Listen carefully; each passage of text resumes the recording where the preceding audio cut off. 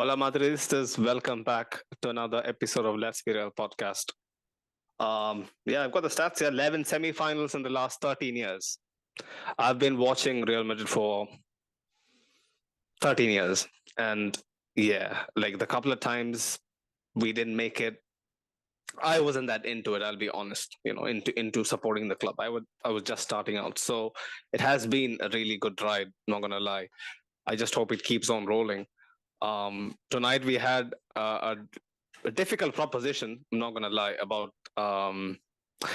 the Stamford Bridge, vibe, which we tried to replicate from last year, which didn't exactly go to plan, especially in the first half. Starting of the second half, Chelsea tried their best, but like when it comes to the nitty gritty, the Royal Whites always, they march on.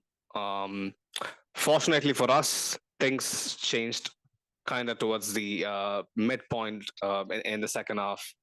Once we scored a goal, it was nights out, But before we get into it, man, welcome the STM panel. Farouk, after a short hiatus, he actually manages to make a post-match. I don't know what happened in Turkey that this man managed to stay up, but yeah, man, big up Farouk, one of the OGs. Jacob as well. Obviously, this man is a walking zombie at this point. I'm pretty sure. And Javier, Champions League special. He's the special pundit on this panel. He just somehow manages to clear up his schedule right in time for the Champions League. But boys, are we feeling good tonight? I'm feeling good and revealed, man. Just released. Fair enough. But I want to grill this guy first, Farouk, yeah? Because the amount of times we have squared off, I want to face off with Farouk again, to start this post-match on a good note. Bring it on, man. Bring it on. Ancelotti, 4 seasons with Real Madrid, 4 semi-finals. Yeah. Any comments? Any comments? Your 2 cents? And 2 Champions Leagues. Yeah. So I mean that's the thing, man. Like that's the thing, yeah. Okay. Fair. No, don't don't come here and paint me like the guy who's like come and said no, Carlo is not good, or like Carlo is the next Graham Potter. You said Carlo wasn't enough, though. You said Carlo wasn't enough, though. See, this is the thing. I told you, like, this is my own personal choice, and I have said this time and time again. Carlo will still win something with this team. Can still win something with this team, and I have said it. Carlo is the guy who is Mr. Real Madrid. The person who defines Real Madrid, the perfect coach for Real, remains Carlo Ancelotti. But I personally, would I want to see that? No, I mean, even in the game we saw today, if Chelsea had someone like Diego Costa, if Chelsea had Didier Drogba, the game was over. No, this guy. We scored from positions like this. The point is that we keep playing the same kind of play every day, man. That's the thing. What I'm trying to say here too is that this is the same thing we played against Paris, right? But the difference now is that Chelsea is much more there for the taking. And then we will come and complain, okay, why is this happening? Bro, that's the point, man. Bro. Let's focus on the good stuff here. Like I know, I watched it. I wasn't happy that we were getting dominated for large parts. But this man, he manages to find a way. How does he do it, Farouk? This is Real Madrid, man. This is Real Madrid. Oh, this is our DNA. We find a way, man. We find a way. This is what we do. I mean, I know this is what we do, but it also comes down to Carlo, bro. Bro, it's Carlo, fine. It's Carlo, but also it's the DNA of the team, man. Should we start counting the games that we were dead and buried? Zidane's first final, man. Don't forget Ramos 90+4. The next one against Wolfsburg, we were gone. Then Juventus came back. We were gone. What are you talking about, man? It's not like this is the first time that this has happened, man. But do you think Nagelsmann would be actually able to replicate stuff like this? No, man, definitely not. So Carlo has something about him. He doesn't have the experience, man. No, the point about Nagelsmann right now is that Nagelsmann would not work because he doesn't command the respect that other players have, that Zidane has, that Mourinho has, that Carlo has. Nagelsmann will not command that respect. It's the same thing with Mauricio Pochettino as well. I love Posh to the death, but I know he would not command the respect of this guy. That's why I kind of understand when people are saying, okay, let's call back Xavi, let's give Raul a chance. I can understand that because these are people that automatically command and demand respect from the players. You understand? But I'm not saying I've always given Carlo his flowers, obviously, but I've said personally, if I have a choice, he will not be the coach I choose because for me, I want to see something different, a style of play, how I can approach teams, how I can do what I can do, not just sit back and hope that Rodrigo can run faster than Trevor Chalobah, and that's just it. You understand? So that's just my only outlet of the game. You understand? Not just sit down there and hope that some Freddie is gonna run his long stuff and do the things, or Benz is gonna play hero ball. That's the thing, man. Honestly, as I said, see, it's not like when you see it so often, like how can you classify it as hero ball though, Farouk? You've seen it, bro, many times, bro. Like if we see it, bro, chill. Name me a better winger than Vinicius in the world right now. It is because of Carlo that he has become this version of I'm himself. telling you, the point is this. Obviously, Carlo developed him, but I'm saying to you that if Vini is the best winger in the world, obviously it's going to keep happening over and over because no one can stop him. What are you expecting, man? They'll always have like the best players in the world. So before this you is go, the point. We've always had it. Like, have here. What, Chip in, man. What about then? It's me alone. Are you my tag team partners or what? So I'm gonna say the tap. Let's go. I mean, I understand. That's the case, then why did Cristiano keep bailing us out, man? That's also a tactic, nah? Bro, he was the best player in the world, man. He was the best Real Madrid player to ever play. That's why he kept bailing us out. And what are you talking about? Yeah, but having the best players in the world is not the same that winning all the time, PSG would have won back to back then, no? If you back to back what? Champions Leagues. Bro, tell me when a single Paris player was the best player in the world at any point in time. Mbappe was for like 1 month or 2 months. That there was no time that Kylian Mbappe was the best player in the world for the whole year. No. Yeah. Benzema was the best player in the world for a while. Right now, you can say Vinicius is a better winger. He's a better winger than Kylian Mbappe. The World Cup final. Like, right. No, Javier, what I'm saying here is that it's not about the World Cup final. I'm just saying as the But team. having Paris Saint-Germain have Messi and Mbappe at the same time, and they still managed to lose against a Bayern. Yeah, because they have a shit. It is important to have this. It's important to have this. Jacob, really? Yeah. They had a shit midfield, but is that the only reason though? Yo, Javier, see. The point I'm trying to make here to you is that it's and I've always said it's like Paris is a very bad comparison because Paris is not a team. Paris is FC Hollywood. You know that, Javier, as well. And I'm also pointing out to you here is that go on. But this Paris reached to a final. I know. On the Thomas Tuchel when Neymar played his best. Yeah. I know what you mean. That is not the point of comparison, but it's still a comparison point. Like you must seem like I wouldn't say mad that Carleto's way is working for us. Like I just remembered like the podcast yesterday, the previews. Like you say like Real Madrid is gonna win by the like power of friendship. I think Jacob said that. The power of friendship. Dabby was like, what the fuck is that? But I remember hearing that it was so funny because it always Carleto said in the preview for this game, like he said like, no, we are not we are the best team in the world, yes, but we are a very small part of that. And Carleto is not a very small part of that. He's been crucial to the last 10 years of this Real Madrid. So I know what you mean, like, oh, he lacks something here and there, but I mean, when you manage the best players in the world, it's even more important than the tactics and everything, having the composure to reach to these stages with a cool mind. Like that's the reason why Zidane was perfect for this Real Madrid, or also Ancelotti. They don't care about tactics. They know that, okay, who's going to teach tactics to Modric at 37? No one. Who's going to teach anything to this Cross? He can rely on those players to teach to teach Vini, to teach Rodrigo, to teach Fede. But he knows that having these pivotal players in the pitch at the same time, it's the most important thing in the world. Like having this Militao was perfect for this Real Madrid. He's better than defensively than Pepe and Ramos. He's better than Varane. He's better than probably the last 20 years of defenders of Real Madrid. And and and Carleto knew that from the get-go. And See, that's Carleto was we are all completely against the thought process of Farouk.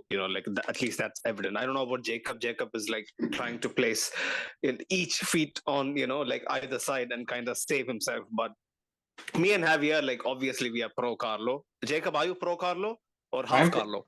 I'm pro Carlo, man. Like, there's no doubt there's Pro nobody Carlo. else better to lead this Okay. team. But the thing is, no, Fair. I just want to Yeah. add. I see Yeah. Farouk's point, right? Like, he wants to see beautiful football, even when we don't have like No, a 10 out of Jacob. 10. See. Even when a 10 out of 10 players is like he doesn't perform like world class level, those teams who have a system, they still manage to get the job done. So that's why you'll see City win like insane amount of goals against like small teams in the Premier League. We just won't be able to do that, man. That's a fact. So see, the thing here, Jacob, is that there's this. It's not about playing beautiful football right now. What I'm saying is actually like I think Javier made very very fantastic points that I would love to talk about. The point is this: right now we have Oh, Kroos, Javier, Modric, that means trouble. and we have all this world class players who are like literally legends, like who are people that they write myths and legends about. But my very argument since the very first day has been that this team is a team in transition. When Modric and Kroos leaves this team, what's gonna happen? Are they going to leave? Are they going to leave? I thought they would leave 5 years ago. Man. They're still here. Gonna leave. They're still here. They're still here. I don't know. At this point, we need to check their IDs. I don't know, man. I don't know. At the end honestly. of 24, they're gonna leave, man. At the end of 24, Yeah, Kroos and when Modric. they I leave- don't know. My question is this: do you trust Carlo to lead the next generation of players? I said no, I don't trust him. This is why I See, say this is, that. Yeah, let me he ask should you go. something. Let me ask you something. Regardless of the transition phase, regardless of new players coming in, regardless of legendary players going out, would you trade sometimes suffering in games that you think we should dominate and winning Champions Leagues for sometimes like shitty football? That's my question, Farouk. Would you trade? No, bro. consistent... What have we done under Zidane? Zidane always used the word suffer. We have to suffer to win. We suffered, but we were very good as well. In 2016, 2017, we were the best team in the world. Under Carlo, we were never that at any point. But that was a slight tweak, and Isco playing out of his skin. Like, I don't think the word of the peak Isco. Of the team, bro. That's the discussion. That's the peak of the team, bro. You reach the peak of the team, you can suffer, but you can still play beautiful football at the same time. What I'm saying to you here is that Carlo is right for these guys, but when you transition from these guys to that guys, I don't want Vinicius to be the player that will always play on the counter attack. No, Vinicius should be the one player who is always going to wait for the ball to come out to him. We play with 11, 50 defenders, and we just hit one long ball, and then it's one breakout. That's not the way I see my team playing, man. Honestly, obviously you have to suffer. And people will talk about counter attack. Go and watch Mourinho in 2012. Javier, you know very well. Mourinho in 2012 was phenomenal, but he was playing counter-attacking ball. That's proper counter-attacking. But he was playing. I mean, you said earlier, like, oh, what we're gonna do with Modric or Kroos or Benzema leave? The same thing that we always did. Bring new players to play different. That's the perfect balance for Real Madrid. We used to have Ramos and Cristiano, those great players. Yeah. The legends of the game, not Real Madrid, legends of the game, and we moved from them. And now you can. Nobody expected. Farouk was in fact one of the biggest doubters of whether Kamavinga will work or not. What do you say now, bro? But this is the thing, man. This is the thing. Farouk, let me ask you this. The thing that I admire the most for Carleto and even Zidane is the adaptability for the players, not the players for their system. That is the crucial difference between this Real Madrid and Xavi's and Guardiola's and these crazy managers that they married to his train of thought. Carleto adapts to their players. I mean, like you said, you don't want to watch Vini to play this. I would love this because this means for me that Carleto. That's a very good point. Very good point. Carleto. Very good point. See, Farouk, Javier points it out. Like it's in plain sight for everybody to see. Carlo actually is a very adaptive manager. Like he knows how to get the. Oh God, No, is he not? See. I'm Is he sorry, not? guys. Really, Javier and Sunil, one thing you guys say, like, it makes me, like, I don't know, honestly, like, I think you guys have misunderstood everything I've been saying all along since the beginning. What I've always said is this: I haven't mentioned anything about the fact that I want a certain style of play. Obviously, Real Madrid will never suit a certain team. If you guys could recall, there was a time when Sunil was saying, "Oh, but Thomas Tuchel plays three at the back doesn't work for us," and I countered him by saying, "Tuchel at Paris played four at the back. Tuchel at Dortmund played four at the back." But Tuchel is a he very has a fetish for three at the adaptive back. coach. He has a Tuchel is fetish an for three at the adaptive back, coach. though. Unai Emery is an adaptive coach. But I don't Obviously, to a think certain he is extent, as like, adaptive as Carlo. unless you're a Pep or a Klopp, you understand? Almost all the coaches are adaptive, man. Even Luis Enrique is an adaptive coach, man. Even Luis Enrique is one of the most What do you coaches. say about Conte? People who actually like three at the That's back, what I'm saying. Like, people they'll who are resort back to stick three to at the that. back, in People my have opinion, at least. ideologies. Pep with his tiki taka thing, what's he called? Conte with his straight at the back thing, Klopp with his Gengen pressing thing. Unless you're those guys, all the coaches are adaptive, man. All the coaches are adaptive. Like, you can't just come here and say, like, oh, like, Carlo, obviously, man, like, I mean, unless you're a Pep or a Klopp, no one comes and sits and say that, no, I have to play this and this is the only way forward. Even fucking Arteta is adaptive, man, and he's a student. I guess we should move on. Honestly, it's been 20 minutes. This is the thing. If we get into an argument with Farouk, it's gone. It's gonna take another episode as well. So just let me finish. Like, it's not the same adaptable for, you know, like the squad of the whole season, or being adaptable game to game. You know, we knew that when we first saw the starting lineup for today, we knew how Real Madrid is going to play. It's not the same that he's not adaptable. If he needs to defend, he's going to defend. He needs to attack, he's going to attack, and he can move the pieces. It's not the same like if you play like FIFA, like how is the one set of tactics, one set of instructions. Is that what you mean? Not that, like career mode. Carletos not playing career mode. Football Manager. And Guardiola, you know, like I'm already know that Guardiola is gonna try to. Here in Mexico, we have a saying like he's tried to invent the black. It's hilo. I don't know the name. Like, he's trying to invent something. You know, he will try to came out of his way to beat Real Madrid, and Real Madrid was like, oh, you're gonna play once again without, I don't know, without Haaland or with Grealish in the left back. You know, something like Guardiola is gonna do, and Guardiola is always like. I still remember.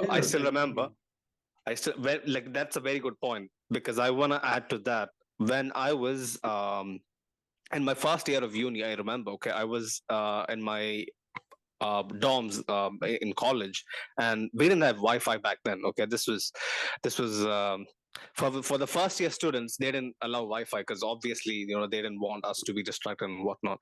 So we had to rely on data, and I couldn't watch the match, and I was dying. You know, like the entire room that I was there, like there was like 6-7 people with me. We were actually like playing cards and chilling earlier, and everybody was asleep. I was on my phone refreshing the Guardian's live match commentary and thinking to myself, what is Pep doing?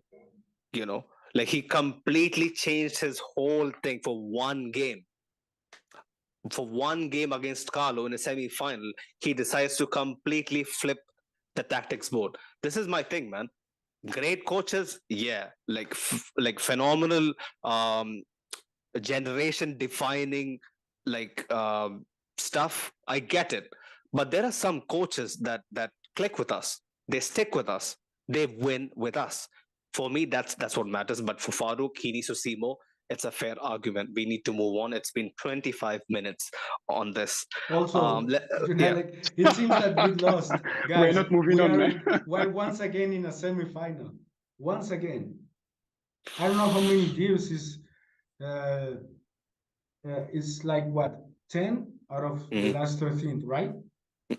Semi-finals, you mean? Yeah.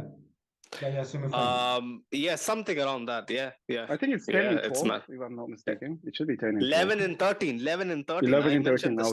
Yeah. When was the last time we didn't reach the semi-final?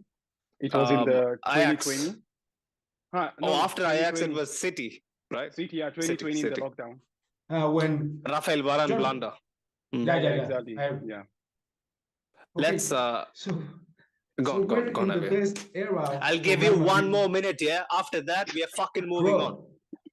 We're 70, like in our history, in the Champions League history. This is probably the best era of Real Madrid. Yeah, for sure, absolutely, man. Hands down. Like we're so blessed to be part of this journey. Honestly, like it's so amazing watching, because I know that feeling. I've known that feeling, like in bits, you know, the Ajax tie, the City tie, the Dortmund tie, you know, the Bayern You don't penalty. remember, but the Leon, you know. Oh yeah, I was wasn't gonna there say for that. I wasn't there for that. Yeah, I wasn't there for that, but I've heard I it's was worse. I was It's there, worse. you know, when Yeah. we're beaten down by Leon and these kind of teams, you know, like. Javier, do you remember Michel Bastos, the Brazilian fullback from Lyon? I know that guy. I know and that Lisandro guy. Lopez, man. Holy Lisandro God. Lopez as well. Like, see, I wasn't into following football as much, but I know these names, you know, like household people, because of the way I used to play PES so much when I was younger. Right. Let's just quickly get into some of the comments, yeah, because there's a bunch. Dennis the Great is back again. Also, 25, 26, 30 odd of you in the chat. If you haven't subscribed already, do smash the subscribe button, and also smash the like button as well. You know, it helps a lot with the algorithm and whatnot. So Dennis the Great is back again. Big up you, man. He says, big up, guys. I'm not happy with today's performance. If we play like that against City, it'll be a cricket score. Well, that's the thing. We talked about the very same stuff last year when it was PSG and obviously Chelsea. After that, the second leg was a huge sign of, you know, like warning that we had, but we still knew, like, going into the City game, yes, we'll be underdogs, yes, we'll be put under pressure for large parts, but you never know, man. We somehow manages to find a way. I hope and pray that's the case this year as well. Tas Aliba says, damn it, as I asked last stream about Militao, he suspended against City for the first leg. Bro, see, we were going by the notion before the semi-finals, the cards are wiped. But Farouk, go on, explain the thing in better terms. Actually, I think, yeah, yesterday, like Tassaliva is actually right. I think yesterday was a bit of confusion. So what actually happens is that when you get to the semi-finals, like the slate is wiped clean for all the cards you have. So like it means that if you get a yellow card in the first leg of the semis, you're not gonna miss the second leg of the semis, you know, and stuff like that. Well, unfortunately, because like Militao unnecessarily decided that he needed an extra yellow card, which means he's already suspended for the game before the slate is being wiped clean, you understand? So right now he's already suspended and he's on 0 yellow cards. That's why he misses the first leg. So like explain it to Tasaliba like he's a 6-year-old. So once the full-time whistle blows, that's when the eraser comes out. After right? after the 90 is finished, then they hit the reset button. Tasaliba, so I got you back. Right now he's not even in the pool for the reset button right now because he's already suspended. Right. Fair play. Right, Dennis. Ashik is back again. He says, "What's up, man? Real didn't even put the car in drive and still bet this. Okay, it's not out of West London side.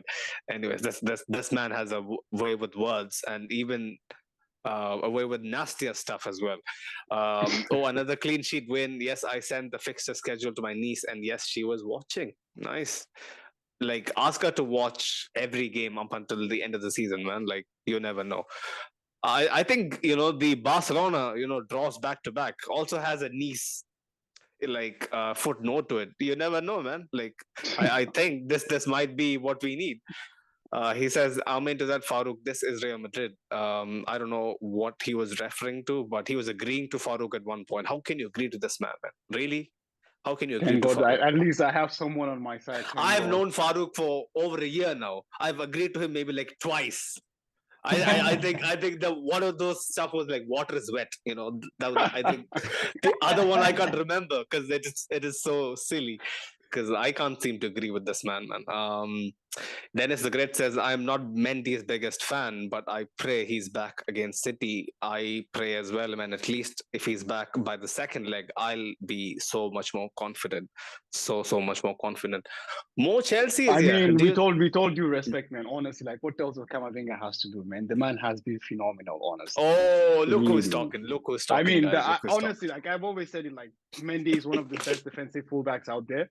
But after having watched Camavinga, especially I don't know if you guys noticed. I think you guys also discussed this in the last couple of post matches as well. The chemistry with Toni Kroos is phenomenal. Honestly, he's a left back. I mean, literally, like he reminds me of what Zinchenko used to do for Pep in that 100-point team. You know, the way he used to, swap into the midfield when there is an empty space and Kroos drops back deep. And honestly, like I really love it because I mean, honestly, this is what you want to see, man. Eventually, this is the good stuff I've always been talking about. I'm really wanting to see from the team, like not Farouk. Like, see, when I was watching him, I'm thinking, oh my god, like why are you actually running into like a cul-de-sac? Like you're gonna fucking get skinned, But he somehow manages to find a way out. Like he has such neat dribbling, which will actually be so handy in getting out of tight spaces as well. Like I'm so impressed, man. So there's this thing I hate about, when people talk about footballers that, no, he wanted it more than that guy. I feel like that's such a cliche, but honestly, for Camavinga, you have to put that there. He has this, I don't know what the word would be. I don't know the English term for it, but there's a word in my local language I can think of it. Go for it. Like, it's known as Nachi in our language. Like, it's like, in Uruba, right? No, it's in Hausa actually. It's Hausa, okay, actually my mom speaks Yoruba and my dad speaks Hausa, so like it's two of both sides. So actually, what the word means intercaste, Jacob. So what the word is like, it's like I will just explain, like you dribble him and you look up and he's still in front of you. He has that I don't know, never say die attitude, which honestly for me, it's everyone needs a bit of that Camavinga energy in their life. Honestly, for me, I will choose Camavinga. That tackle Reece James left on his ankle. Like I've seen that so often. I've seen that was a red card. That was a red card.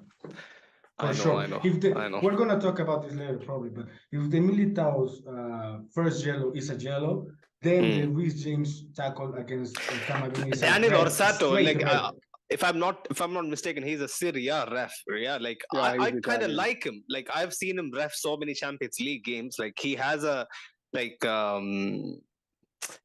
ego or complex. For the best like part I of think the game, he was right. Like Lahoz, he has that complex about him.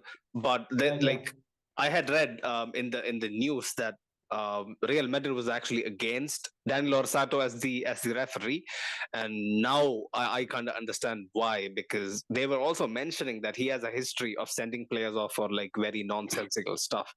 But I mean, he was scared to send him Reece James out for sure. And then if you remember, it was almost like I know he doubt sending off Militao, because he was right after the Reece James one that I think it was Fofana that fell to the ground or Shalova, I don't remember which one, and he called a foul, and then like the whole stadium screams about like, oh, it's the second for Militao, but it's not even a foul.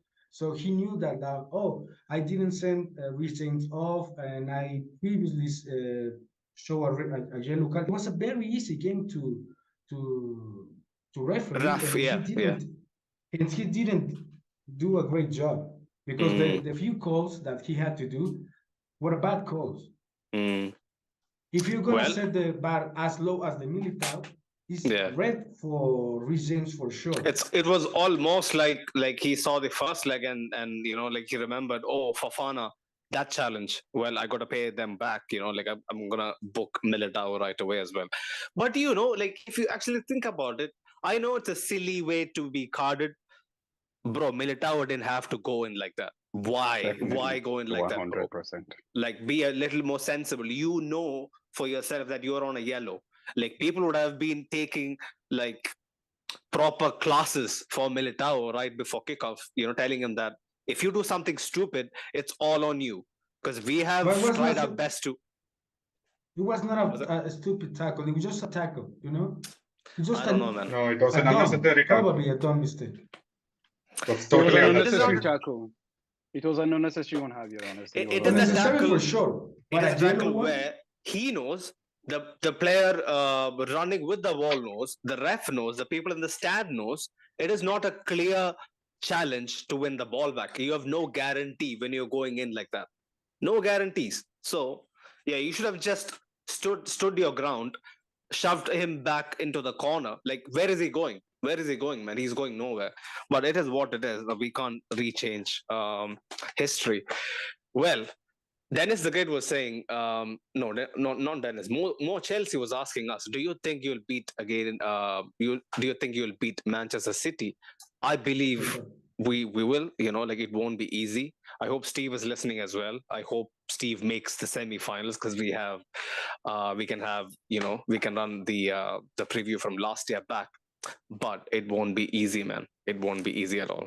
I'll have my chest for sure on the preview, on the lead up to the match as well. But once the ref blows the whistle for kickoff for the first leg, chest is gone, bro, because you know what you're up against with City, bro. Like, even the most like hard drilled of like Madridistas, like, they'll be shitting themselves, like, because we know. Dennis the Great was saying, Madridistas, 2 more steps to history, it'll be hard, but we are all dreaming about La Decima Quinta. Yeah, gotta start learning that, man. It's about time. It's about time. Hopefully, fingers crossed, touch wood, all of that. But yeah, let's quickly get into the game, man. The game started not in particularly good fashion for us. Modric, bro, like, giving away like couple of like weird passes back to back. I was like, what? Like, is he the same player? Because, like, maybe he had like, like wrong shin pads on or something, because it was unrecognizable, like him actually doing that. And then, yeah, the Kante chance. Let's talk about the Kante chance, man, because Jacob, if you want to get into that, like, if it was a better player, or even if it was Kante on his right foot, I think it's a goal. Well, yeah, unless like Thibaut has anything to do with it. Yeah, it's for sure a goal with most of the players. I think as good as Thibaut has been, as good as we know Thibaut is, like, even him looked dumbfounded. He didn't expect it. Yep. And that, okay, so the early parts of the game, like, that was so surprising. It's not just the passes. Like, Luka Modric was taking a few heavy touches as well. Everyone was doing that. Benzema, we just couldn't hold on to the ball, and things just happened, man, so fast. I was just very, very relieved at the end of like 25 minutes. Or we can actually like keep this going. It's not just we will they dominated possession for large parts. Yeah, it's like we will concede these chances, like the Kante chance, but then I had like a lot more confidence going in, the saying, hey, all of this can happen around us, but we're still not going to concede because Chelsea are so bad at finishing. They couldn't hit a fucking barn door, man. But Farouk, bro, like, if Kante actually manages to get it onto his right foot, or maybe if it is Havertz, maybe if it's like someone like Mount who actually starts the game, Lampard's boy, it is 1-0, and it's a completely different game. Definitely, man. I mean, if that had gone in, man, because I think even, like we discussed this yesterday with Dami as well, like an early goal, changes the whole team, man. Honestly, if that had gone in, like, it would have been something else, because I also was wondering, what was happening for the first, I don't know, 20, 25 minutes, honestly. Like, it was like we were totally oblivious, honestly. Like, I mean, this obviously, credit to Lampard and Chelsea, they actually upped their game, but this was the same thing that was literally totally clueless against Brighton just a couple of days back, and we were turning them into wall beaters here, honestly. It was, I mean, thank God it was to Kante, man, because if there was anyone you wanted to be in that position, maybe Kante would be one of the few players you'd have selected on the pitch, honestly. But if that it was had gone almost in, like Kante and Havertz up top, right, for large parts, yeah? Yeah, definitely. I mean, actually, if you like, there was a kind of I don't know, there was a system where, like, they were drawing in, they were drawing us to the wings, like spreading us wide and allowing Kante to have Kante and Havertz to, to have a free run towards the center. Yeah, like, they tried to make Kante 1v1 against Kamavinga more often than not. Exactly, yeah. Actually, because, like, they were making, like, Reece James, draw away Vinicius and whatever it was, on that side. So it was, what's it called? Kante against Camavinga for some extent, honestly. So, and also we saw like David Alaba also got injured, so he couldn't continue as well. So it was. I mean, that goal, you were lucky it didn't go in, man. Honestly, 100% lucky. Otherwise, it would have been a whole different ball game. And for the first 20-25 minutes, I'm not very sure we would have withstood that. It would have been something similar to what happened last year, honestly. Like, they actually scored a couple of goals in just quick successions as well. So, yeah, lucky us, man, lucky us. We are definitely lucky that didn't go in. But yeah, like after that, see, that's the thing. That kind of gave us a jolt. We need that jolt, man. That's the thing. Like, you can't afford to give that jolt. Like, if you can't afford to wait for that jolt against a team like City, because you will be 1-0 down, and then it's like, oh shit, we need to score. But tonight, after that, we kind of started growing into the game. Carvajal again, like, no matter how much we shit on this guy, like, he has something about him, during Champions League nights, like, him and Rodrigo had very good understanding tonight. Like, I was very impressed with their link up play. And yeah, man, their link up was actually the first, like, half chance we had. Rodrigo again, like, making sure Kepa is on his toes, like, very tight angle. He just blasted it, like, hoping for the best. But sometimes that's all you need to, like, evoke a reaction from your teammates, your opponents. Like, everybody was on from that point on, like, they had an edge to them that, like, we had an edge to us which we didn't have prior to that, in my opinion. Yeah. And he set the tone. For what was common. And then Carvalho again, brilliant ball. I think outside or around one of their centre backs to Modric, who again attempts a shot.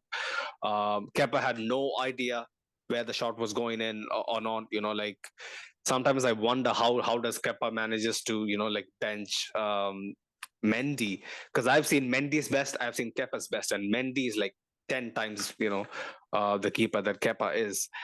But it is what it is. Camavinga, like, was nice, had some neat tackles, neat little jostles against Kante. He was always like keeping him on check. And then Modric, this is the one that you talk about extensively. Yeah, like, I'm not sure who had that interchange. I'm pretty sure it was Carvajal to Modric, and then Modric is like through on goal down the right hand side, and then he pings a ball right across the box to Vini. Vini should be doing better, no Javier. Like, we have seen Vinicius to be so much improved in that aspect, like, especially first time shots. And at least, like, if you actually think about it, Vinicius actually had time to take a touch maybe, and kind of like kill the ball dead, like do a fake turn or something. Because I'm pretty sure, the center back, I don't know who was marking him. Was it? I think it was Fofana. Fofana, yeah. He would have died, honestly. If Vinicius attempts to take a touch, it's either a pen or Fofana is completely beaten. So I'm not sure why he decides to go with his side foot.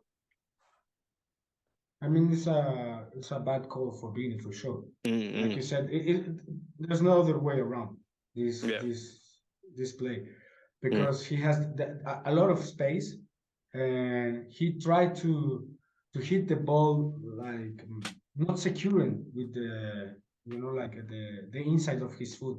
He tries to make with the outside. I don't know why. Because even the best of finishers misses those, because it's a hard shot to attempt. It's not. No. I mean, for sure, it's not. This Vini, this 2023 Vini, no. I mean, I love Vini more than anyone. I've seen Cristiano miss some of those side foot shots, yeah, but missing one of those like every season. It's not the same that missing one of those every couple of weeks. That's the last step that Vini needs to reach to be in the talks to be the best player in the world. The best player in the world cannot miss this. I don't see Haaland missing those. I don't see Mbappe missing those. I want to compare him with those two. I think at this point he's even better than Mbappe. But to be the best in the world, you need to secure this after this. Like, he has the example of Ronaldo. He needs to watch him. Like, Ronaldo can miss this, yeah, probably. But in a game when he already scored 3 or 4, not when this open, like crucial moment in the knockout. I completely agree, because a man of his stature should be, like getting closer to burying those goals. But I'm pretty sure, Javier, the moment where he gets to that point of actually putting in these kind of chances, we'll be talking about him as number one, numero uno, period. Like we'll Just, have absolutely no but doubts. Yeah. but if you allow me to segue to the things that Vini is doing better than before, is the mindset that he had with the Rodrigo goal. Other Vini will try to hit and score the goal, and this Vini knows or knew that for the benefit of the team, he need to pass the ball again to Rodrigo. So he can miss a chance, yeah, but he can also know what the team needs for him. So it's it's an improvement. It's not a step back if you miss a chance. It's a step down if you misread a play, and he's not doing that. I mean, I just watching the stats for Bini this whole Champions League, and he has either an assist or a goal for the past. I think it was like 10 games, and now he has one assist today. So he's the best player for Real Madrid this Champions League this season. I mean, it's him or Courtois, because once again, if you guys talked about the missing chance by Kante, we cannot miss out the save by Courtois in the last minute for Cucurella. We'll get there, Javier. We'll get there. You're basically skipping ahead of schedule and kind of going ahead. Like we're getting there. Right. So Ashik was actually saying, I was actually gonna completely lost track, because Ashik had a brilliant thing to say. Yeah, like James, if you can, Jacob, my bad. I was looking at Reese James. Jacob, if you can actually scroll up a bit, like Ashik was actually saying, Modric's bad passes may have something to do with the weird look of black socks with all those uniforms. See, Ashik, I was actually looking it up, and the reason why we went with the black socks and the third kit socks and whatnot was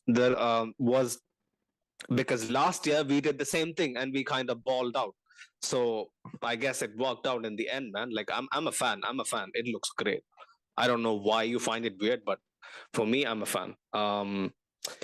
Yeah, Dennis the Great also says, I'm watching Frank Lampard's post game. He can go and cry saying Militao should have been sent off, which I find funny. That was weird. I don't know. He was going loco. Like, even if Militao was sent off, Chelsea have a chance. I don't know. Yeah, I know it was only 2-0.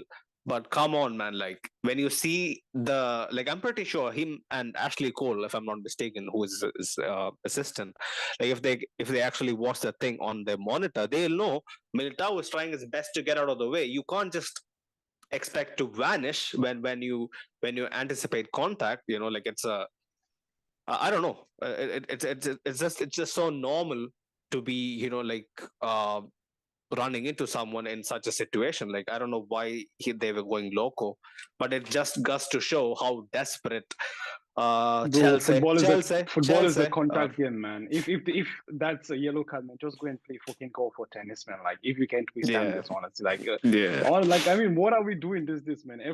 You just even walk past someone and he's falling, and it's a yellow card. Like, what do they want to happen, man? I don't know, man. Like, yeah, yellow card. I don't know, man. And we can safely say now, because it's already water under the bridge. It's like, I think, like 10 games for João Felix against Madrid and 0 goals. So it wouldn't change a thing. Felix, man. Honestly, I'm done. I used to support my Atleti fan, Atleti mate, from uni against the Premier League hounds. Like, I used to support this guy saying that, Felix is the buy for the future. He's going to come good. Cholo is doing the right thing. The Diego Costa era is over. People like Felix chooses Atleti, bro. Like, you have a brighter future, compared to the past and whatnot. Now I look like a fucking fool, because Felix, He didn't work out at Atleti. When I see him more extensively, like at Chelsea right now, in preparation for our previews and whatnot, man, this guy, he doesn't know where the goal is, bro. He just doesn't know. He's just your your average, I don't know, FIFA online player, like basically that's what he is. Like trying to impress with a couple of neat flicks and tricks. That's what he is. Like Felix is your prototype, like frustrated FIFA gamer in 2023. Like there's no substance to him. These shots he attempts doesn't make sense. I don't know. He just Man, has zero attacking IQ. I'll man, tell you he that. does. Simple as. I think it's just him like being in transition with many teams, man, because he plays very well for Portugal. Believe it or not, I actually believe he has a very good finishing touch. It's just that he doesn't think in front of goal. And if he is put What into a does that system that, indicate? okay, What does that indicate, I though? He get, has I zero get, attacking IQ, though, right? he has So zero you finishing do agree with IQ. me. Bro, he has zero finishing IQ, but he has very good technique. He can combine well with his teammates if his teammates combine with him. They just don't. I don't know. I expected so much of him, and he has barely delivered. But yeah, man. Yeah, like couple of things that ended the first half that I want to touch upon. Fede, third lung, fourth lung, 10th lung. That dart, like that run. Was it in the second half or was it in the first half? First, I'm not sure. first half, It yeah. was in First the half, first right? half. Where he It was actually in the knocks first the half. ball past, I think Kovacic was it? I don't know. I'm not sure. Yeah. Gallagher. He Yeah. actually knocks the ball past Gallagher and then he goes on like what? 50-yard run? Bro, Yeah. he is insane. He's insane. Like even the cross that he attempted, I know it took a deflection and whatnot. Benzema tried his best to get at the end of it.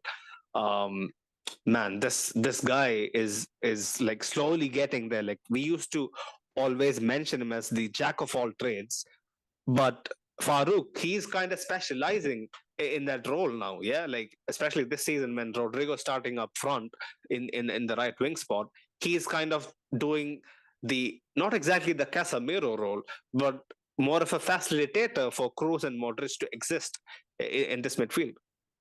Yeah, man, definitely. Honestly, like Mm. that long Boston run is something that we've been used to seeing a lot. But honestly, like for the past, I think since the World Cup at least, but now it's getting better. But like I think since after the World Cup, it's something that that's reduced a lot, and we weren't even saying that anymore. But for the past couple of weeks, honestly, like Fede has stepped up, and again today, he showed that like he's just there. He left, right, middle, center. And that's the thing. Like one good thing that you can actually pinpoint about what's happening right now with Rodrigo, sticking a claim for the starting spot is that it allows Fede Valverde to actually revert to his natural habitat and start to develop. And because consistency is really important for a player. You understand when you play as a right winger or right midfielder, like it keeps changing left and right. But that way, like he's reverting there, as you said, honestly, like not the Casemiro rule exactly, but he's like proving to be a different kind of perfect foil for Kroos and Modric as well. Honestly, he's giving them that platform to go ahead and do what is needed of them. Honestly, so like I mean, you can't give enough flowers to Fede Valverde for the match today, and rightfully he was selected as the man of the match. Yeah, for I don't think Fede is my man of the match. I'll get to my man of the match at the end. I mean, But everyone knows it's Rodrigo your man of the match, man. You don't need to say. no, it's not even Rodrigo. No. See, that's the thing. That's the thing. Like, yeah. Like for me, like I know Rodrigo scored 2 goals, but my man of the match is Militao, bro. Like he was absolutely phenomenal, man. For me, he is one of the reasons why the tide didn't shift and we had some sort of control. Because when this man is off, you'll know the City first leg, wait and watch, like how we'll be having to actually wear like 10 Bro, diapers we don't need for 90 minutes. we don't need to wait and watch, man. I'm sure every single Manchester is there crying. The only cry we have from this loss is Militao, because Yeah. I think we've discussed this in the group before as well. Like Haaland, zero chance. The only half chance you had was Eden Militao, bro. Honestly, right now, and I don't just see anything. I don't see anyone or anything, man, honestly. Yeah. Oh, Rodrigo and Luca apparently. I don't know why Madrid Extra does this. They does it for the clicks, like he is my daddy. Really? they actually want to make it dirty. I don't know. But Kukureya, bro, that save from Thibaut, man.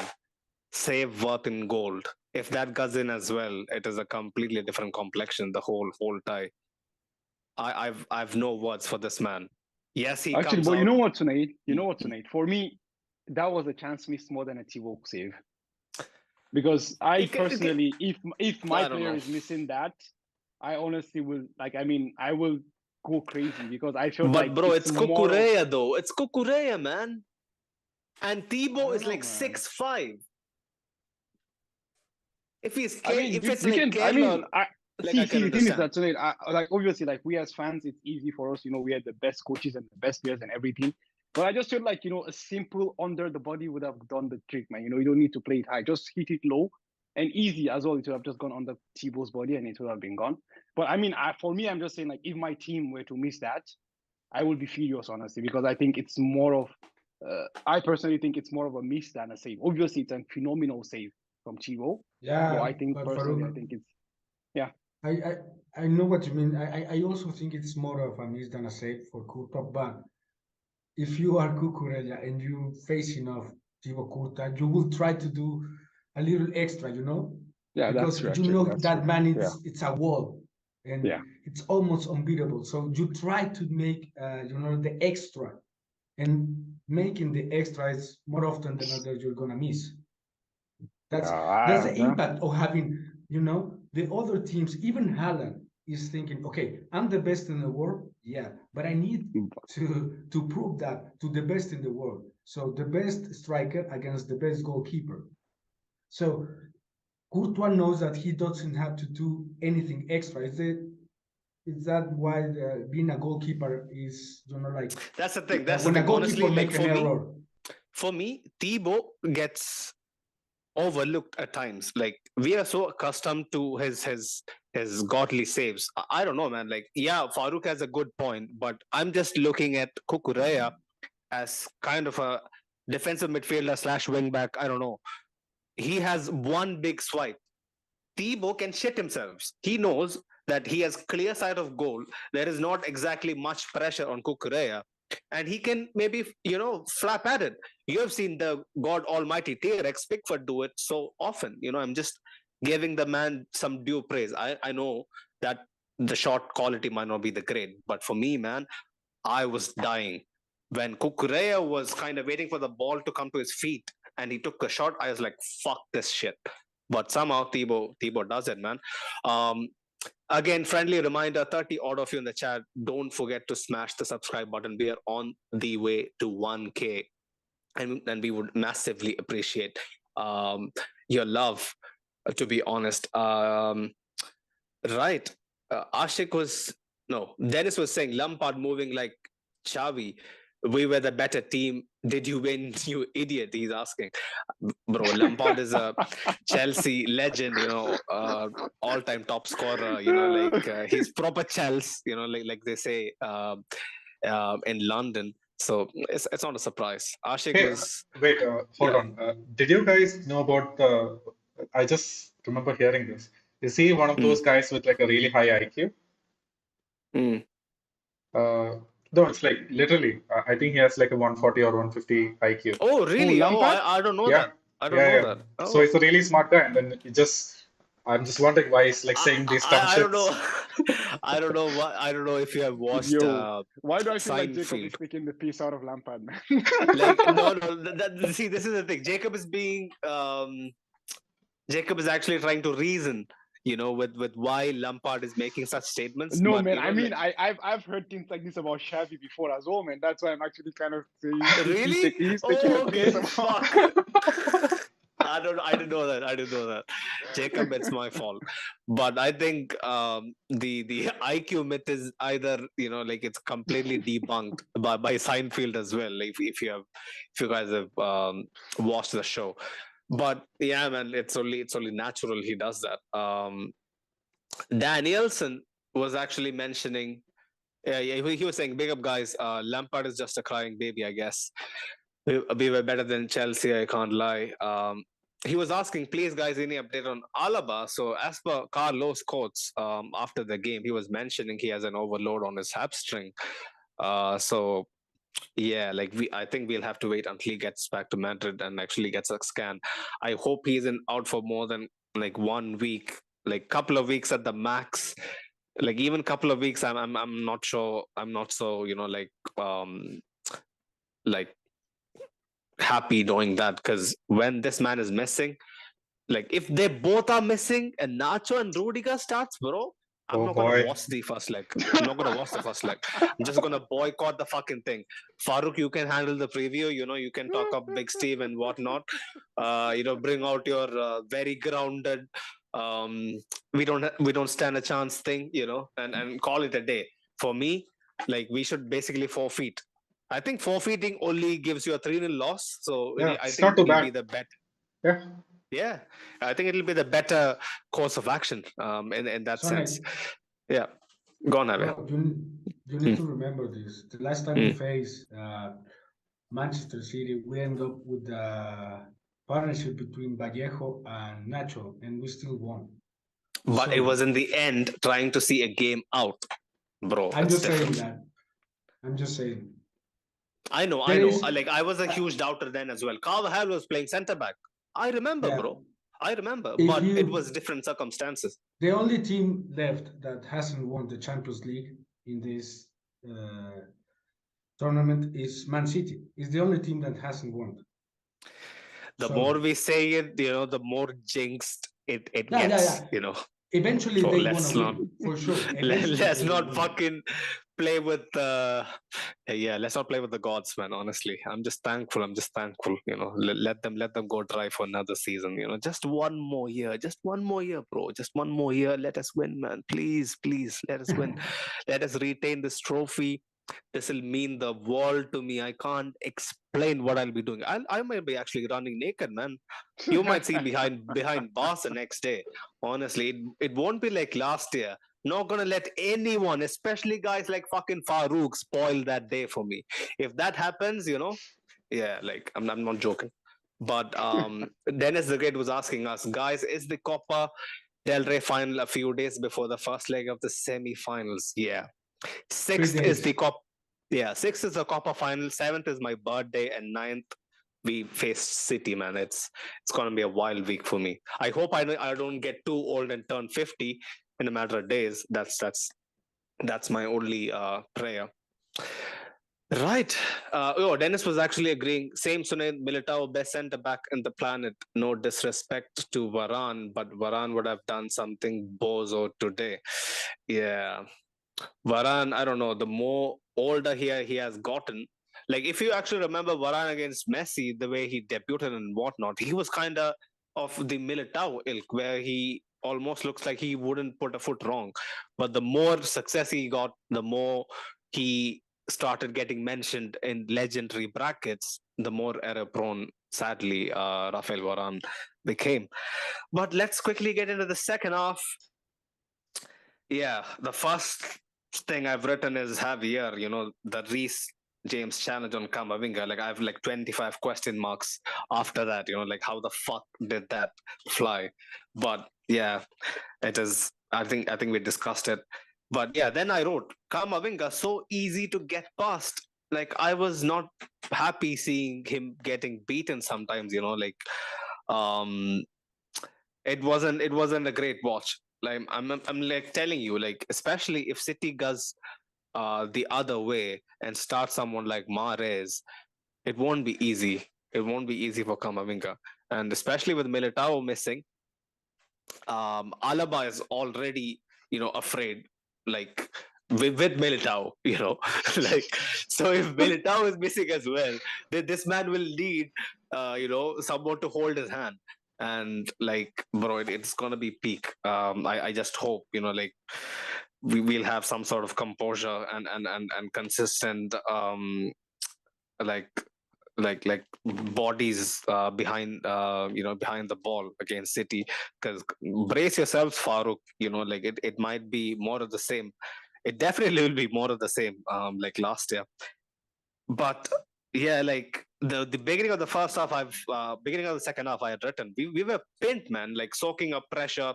We were kind of in our own half for large parts. But then But then Militao, we spoke about his diagonals, like we spoke about his diagonals, I think even last week. That diagonal to Rodrigo, Chalaba, bro, like he completely misreads, like Rodrigo's touch and he kind of goes out of the way, sliding. Rodrigo bursts through. Like sometimes, like people underestimate Rodrigo's pace, and I clearly saw it tonight. Like he was head and shoulders above a guy like Chalaba.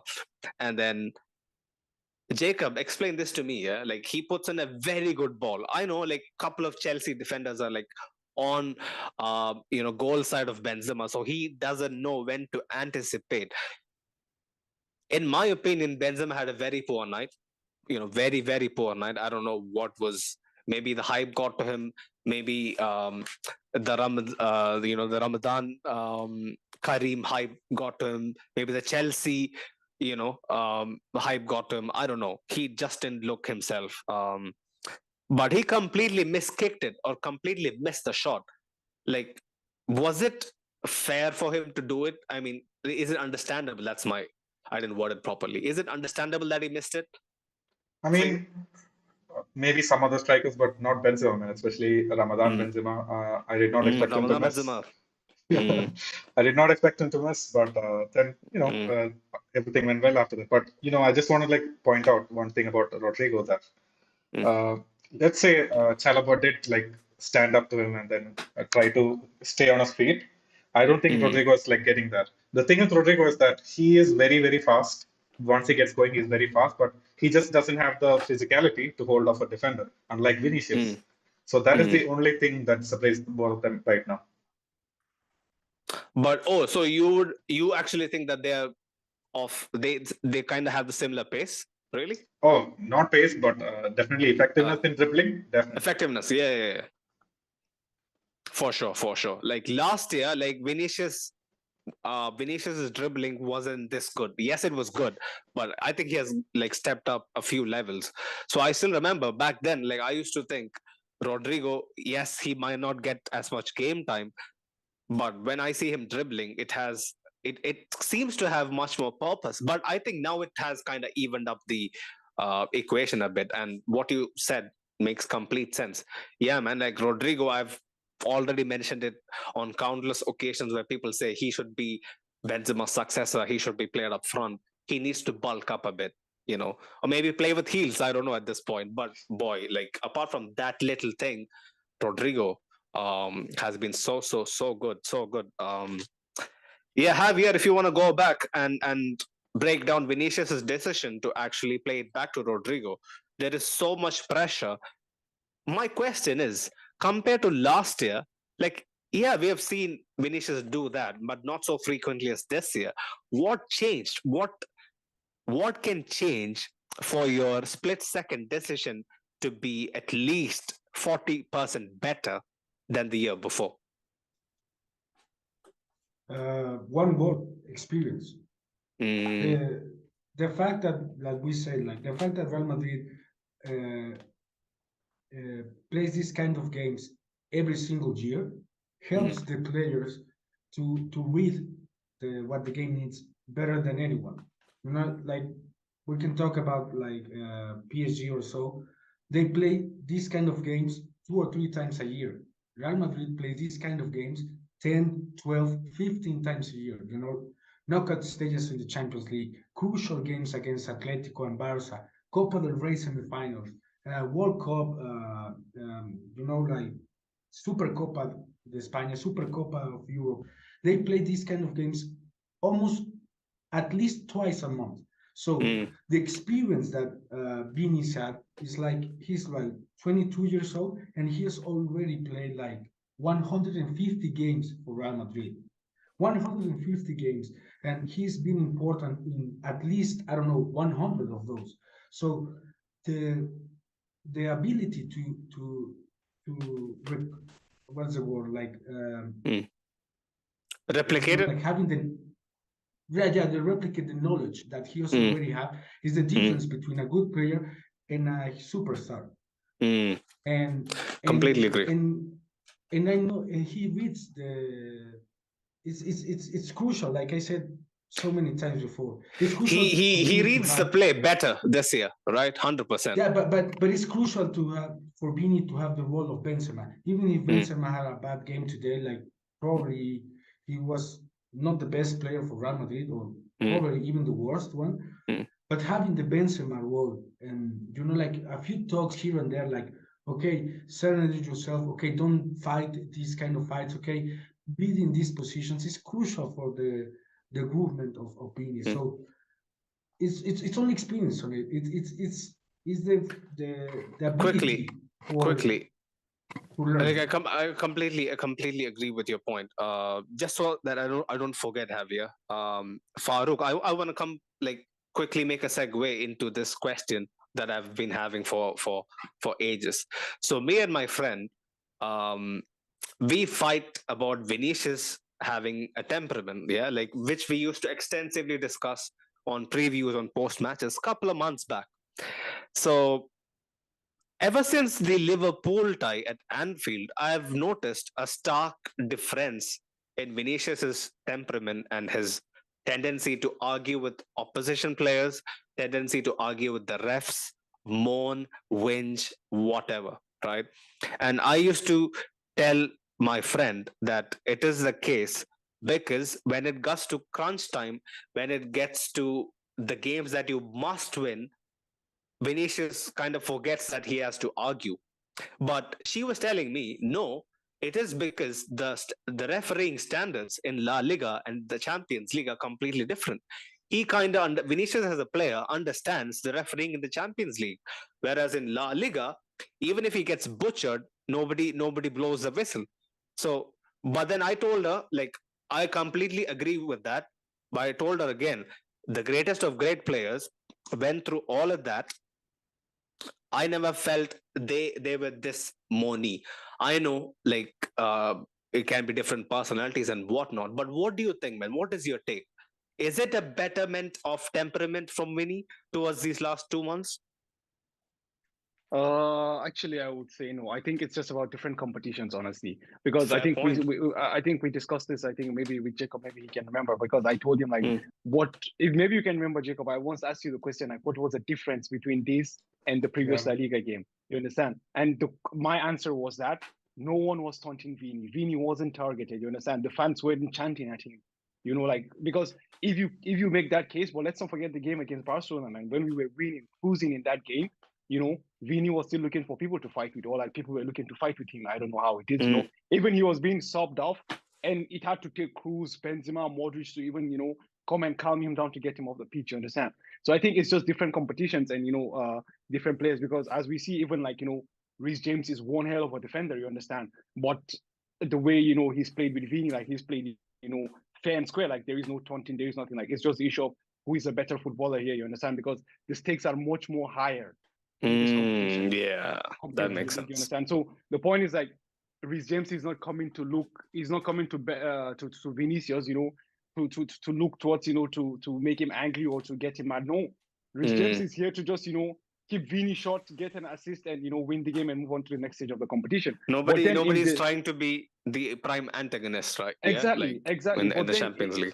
In the league right now, there is this sense which I've always, blame both Real Madrid and La Liga as a whole for Vini is just exposed, and there's this culture that has been created that Vini is a crybaby that just attack him or just taunt him, because we've seen cases that even players on the bench are taunting Vini, not even the defenders he's playing against. The people on the bench are those managers. Exactly, so that's the thing. It's not just even the refs as well, man. With all due respect to the refs, even the refs, So it's there's a whole culture and there's a whole image right now in Spain that goes around, Vinicius Jr. that people just target that, you understand? But then in Europe, it's different. And once you leave Vini to just focus on the football, it brings out the best in him, as you and Javier rightly try to point out about, you see the opportunity that he had. Honestly, I'm not sure 6 months ago, even 8 months ago, Vinicius Jr. doesn't shoot there. You understand? That composure to be able to understand. And these are the differences, honestly. You can miss the chance, the chance from the Modric pass. You can miss that. But this is, in a situation where push comes to shove, this is where you show the calmness. This is where you show that, okay, yeah, I am mature. I'm not about, the individuality anymore. But yeah, I mean, just the summary to answer your question, I think it's different competitions and the stakes are much more higher in this competition. Yeah, I was adamant. It's a sort of maturity, that you expect from a 22-year-old to switch up when it comes to a much more serious competition. But I guess, like Farouk makes much more sense. When I look back, I think, that might be. Yeah, go on, Javier. I will ask you this. Do you guys think that now that it's official that Chelsea is not going to be in Champions League next year, a lot of players will move? They used to have contracts like they say. Are you implying Reece James? No chance, bro. No chance. Why not? They will absolutely need to. He's proper Chelsea. That's why he's proper Chelsea, bro. Not gonna happen. Not gonna happen. I'm telling you. Actually, see. I totally understand what you're saying. Even I thought about that actually. But if you look at the thing, is that Reece James is that one position that you don't have anybody else to play. Aspilicueta is gone, and also he's an academy player. Like he's future captain. Forget about that. Like I mean, Mason Mount is most likely gonna go. You understand? And Mason Mount has been basically pushed out of the team for months. Like he has been shit as well. So it's a different thing, man. Mason Mount is a completely different thing. Not Champions League. I'm not sure, like it's not like. No, I think the thing is this: unless James wants to leave and he pushes for the leave, I think he stays, honestly, Javier, because as I said, like there is no one there to compete with the position. But when you look at players like Chilwell or the defenders or the midfielders, like they have ton of those. You understand? They can easily. Yeah, for me, that even more reason, Farouk. That is even more reason to him to leave.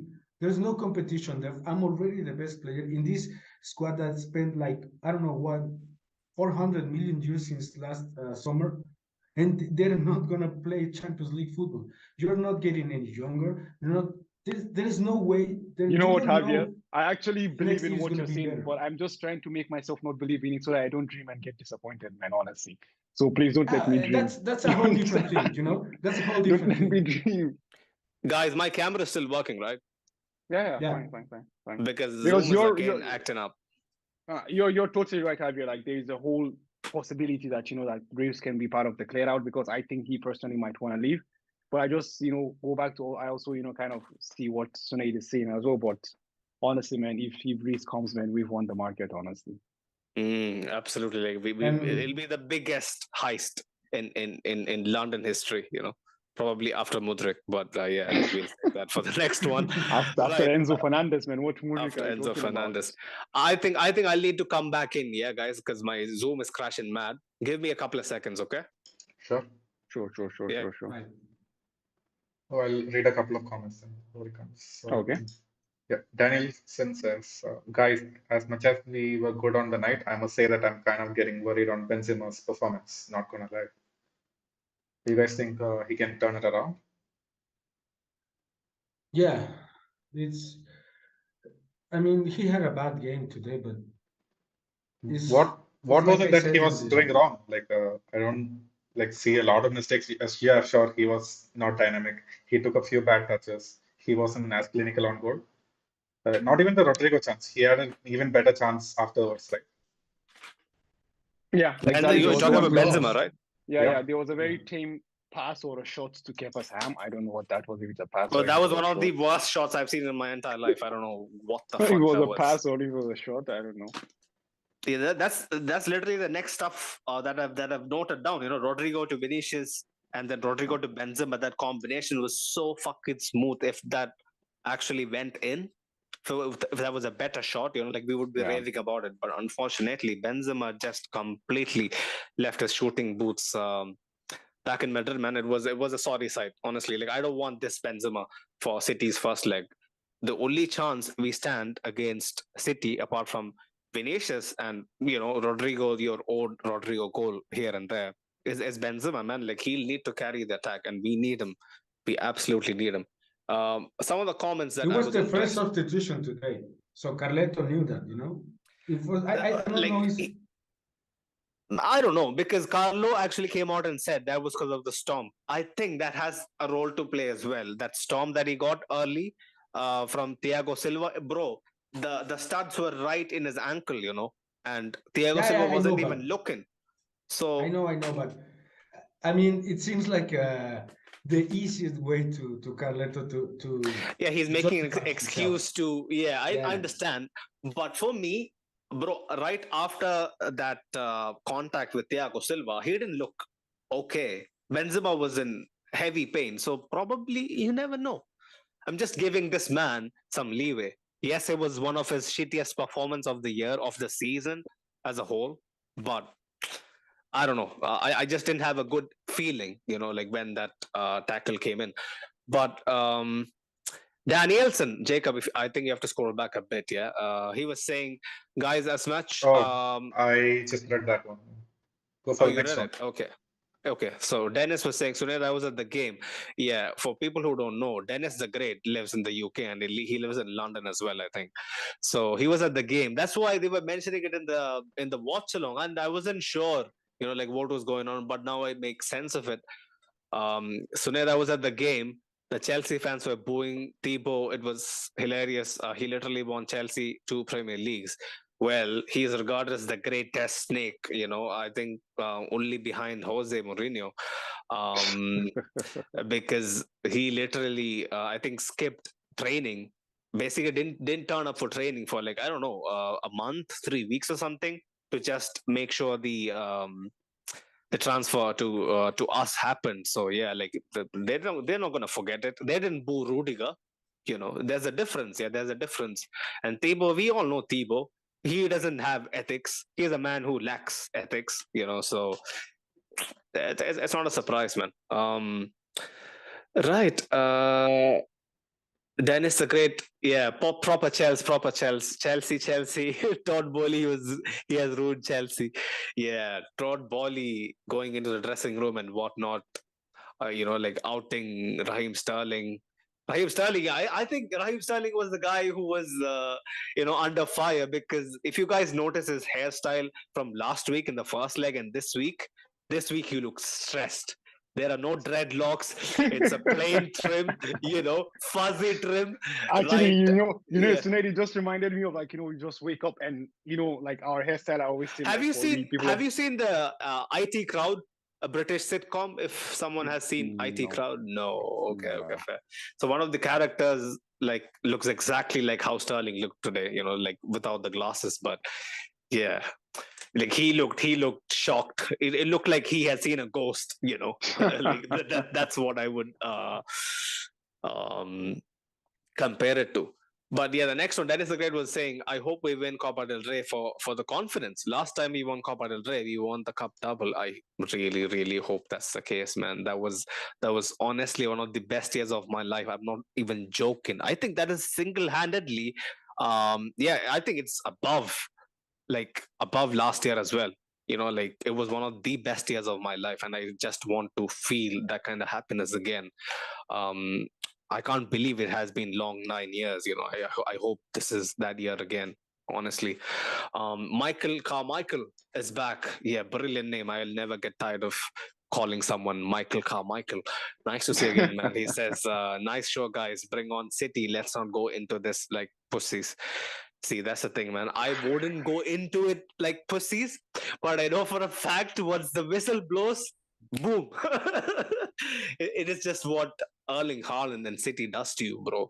Like, obviously, like I'm not gonna say that we're going to lose against City or give a loss in my predictions or whatnot.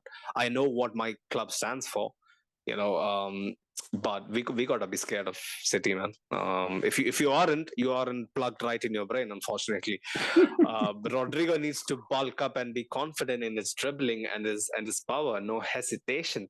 Yeah, I think it'll come with age, man. I think it'll come with age. Like his physicality is not on par with his growth in terms of technique and maturity on the pitch. Hopefully he gets there. Hopefully he gets there. Nah, man, it's just a case of having, like the engine of a Porsche in a Fiat, actually. So you need to change the body Yeah. of that Fiat. So The perfect analogy. that's the Perfect thing. analogy. I would love to watch the stat with Rodrigo with his age and knockout stage goals. I think he's probably top goal scorer at the age of 22. Probably, I don't know. He has like already four, 6 goals. I'm not sure. somewhere around 4 to 6.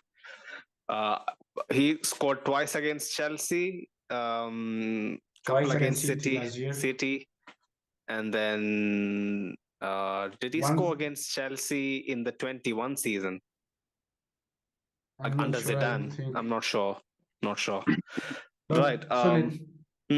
Speaking of, talking about the Copa del Rey, because I know Yeah. it could be a potential moral boost, but let's face it, who's going to play that Copa del Rey? The starting 11, a mix between the starting ones. Asensio should It's start. Sevilla. I'll tell you right away. Nah, Asensio man, should which start. Okay, Asensio, man? What we know Asensio are you talking Asensio, about? Courtois, Bro, we Militao. shouldn't go to that. Honestly, Javier, I don't know why you're asking such a question, man. We Farouk. literally have a chance of going trophyless, man. We should go there guns blazing with every single team we have. If Militao is on one leg, he should go there. He should play The with thing is, one No, leg. bro. Militao is it's obviously gonna play. No, I'm just Copa del Rey giving an because he's not example. gonna Farouk, play. I know Osasuna very well. Yeah, like they're not to be messed with. They can really, really hurt you. But my thought process is give Asensio the opening 60 minutes, and if things doesn't work out, bring on Rodrigo. We still have a chance to change the game. Bro, Aren't you confident in this Asensio, bro? Like, give him man. some respect, bro. Like he has done bro, something this season. Bro, the respect I'm giving Asensio is the fact that I want him to stay as a sub, man. Like honestly, like I am totally gone on Asensio, honestly. No, man, these if he odd stays games, and wants to be I a mean, sub, come on, man. yeah. If he's not going to play against Osasuna, when's he going to start? Bro, it's not Honestly. Osasuna, man. It's a Copa final, man.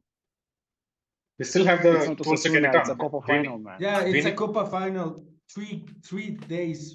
See, I'm not before, going to start Champions League Ceballos. semi-final. Bro, the high over of Modric. that, man. Honestly, guys, I don't know, but I mean, winning a trophy gives a high, man, the morale, the boost that people will get going into that game, man. The spring on their We feet, already man, going won to England. a trophy this season.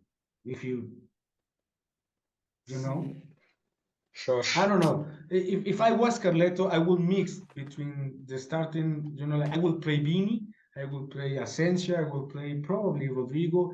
Will rest Benzema. Will probably rest. I don't know, either Tony or Luca. I don't know. It's what 3 weeks from now, but people forget. Yeah, Chelsea was on the back foot. Farouk, if you remember, like towards the end, right after we went 1-0 up, before the second goal, I wrote this down. Asensio. Oh, this was after the second goal. Yeah, Asensio's ball to Vini. How many players can make that, man?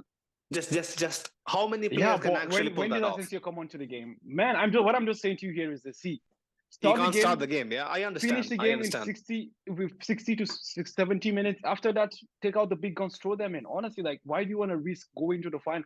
Honestly, for me, I know Asensio has been good in patches, but I'm still not convinced when the real Asensio and the fake Asensio is going to show up. You understand?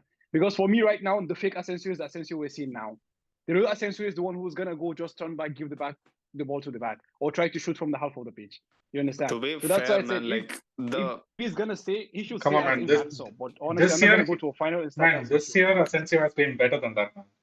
Most of the time, like, has especially been these fine. last 2-3 months, like he has actually shown some the point is initiative.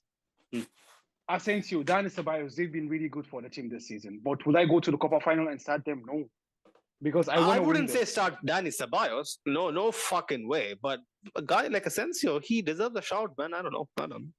I mean, I know he's got 10 plus goal and all that, but I personally wouldn't. I mean, we have a lot of dead robbers, man. Literally, all the games in La Liga right now is a dead robber, man. Let him start those games. Why does he have to start a final? Yeah, the only. Do you guys think that if Barca is bleeding even more points than they are now, like, imagine this, like. Let's quickly, yeah. Like it will be even worse for us that Barca start losing now. Man, what's gonna happen? I Barca drew 2 games, and I started to make the calculation. But then even my calculations told me it would still have been 8 points behind Barcelona. And they're gonna even play if we had won all Atletico, and they have to play, like some big teams. And I was thinking, like, oh my God, are they gonna make interesting La Liga when we don't need that to happen to us? I don't know. I think it's a psychological warfare what they're attempting, like especially Laporta's comments yesterday. We're not going to give that even a second of airtime, because fuck them, fuck their superiority, I mean inferiority complex and whatnot. You can actually shove it up your own fucking Bro, behinds, there is no because need to make a comment, man. That video was perfect. There is no yeah, comment. like, I'm not going to make a comment. comment. I'm just going to stress the fact that this is psychological warfare, all that, and then, like what Javier said, actually drawing games that they should be winning to make this title race closer and like kind of divert our attention from the Champions League. It's not going to happen, bro. It's not going to happen, because like we fucking rule the Champions League. Like our focus is 100% on the big years. That's it. That's it. But quickly on to the next bit of play. Yeah, like Vinny 1-on-1 again, right after we went 1-0 up. He should have buried another chance. Like for me, he should have walked away from the game with 2 goals. If Vinicius is on his prime finishing form, he should be walking away from Stamford Bridge with 2 goals and probably the man of the match instead of Rodrigo. But it is what it is. But then the goal happens. I need you guys to confirm who sprays the ball out to Vinny. Because for me, I saw it in like a flash. I'm not sure if it's like Modric or someone else. Was it Modric who plays the ball out wide to the left to Vinny before the second goal? I'm not sure, but I think can't it's remember, Elias. honestly. Okay. I think it's Danny. It's Danny. No, it was from our left hand side. I'm not sure if Carvajal was on our left hand side, but either way, that was a brilliant ball, yeah. And then Vinny has everything to do, but he actually takes a couple of touches, place it out to Fede, who again, just like he actually flicks the ball over his opponent, at the edge of our own box. He did this in their own box. I'm not sure against which centre back this time. I hope it was Silva to actually Silva. ride home. Yeah, ride home the fucking point. Like sometimes not even fucking Silva can save you. And Fede, man, bro, FIFA goal. Like at that point, it's not even a goal. It's literally walking it into the net. It's basically a piss take. I just feel sorry for the Chelsea fans who were seeing that. Like people were literally on the stairs looking back at what's going on. They see that they're like, fuck it, I'm gonna take the next exit to I don't know if it's M6, M4, what highway is it closest to Stamford Bridge. But they were gone. They were long gone. After seeing that. Like honestly, I felt sorry for Chelsea. We shouldn't be doing that kind of violations, Javier. Like probably the referee should have blown the full time whistle then, right there. I was watching the last few minutes with my wife, and she said like, "Oh, why Kepa is mad with Rodrigo?" And I said like, because Rodrigo wait like 2 or 3 seconds. He has so much space that he waits for Kepa to be mad. Kepa is watching. What should I do? Should I go or should I stay? And Thiago Silva is already looking down. But I want to emphasize with this play is that the fact that we cannot praise enough for Fede's pace.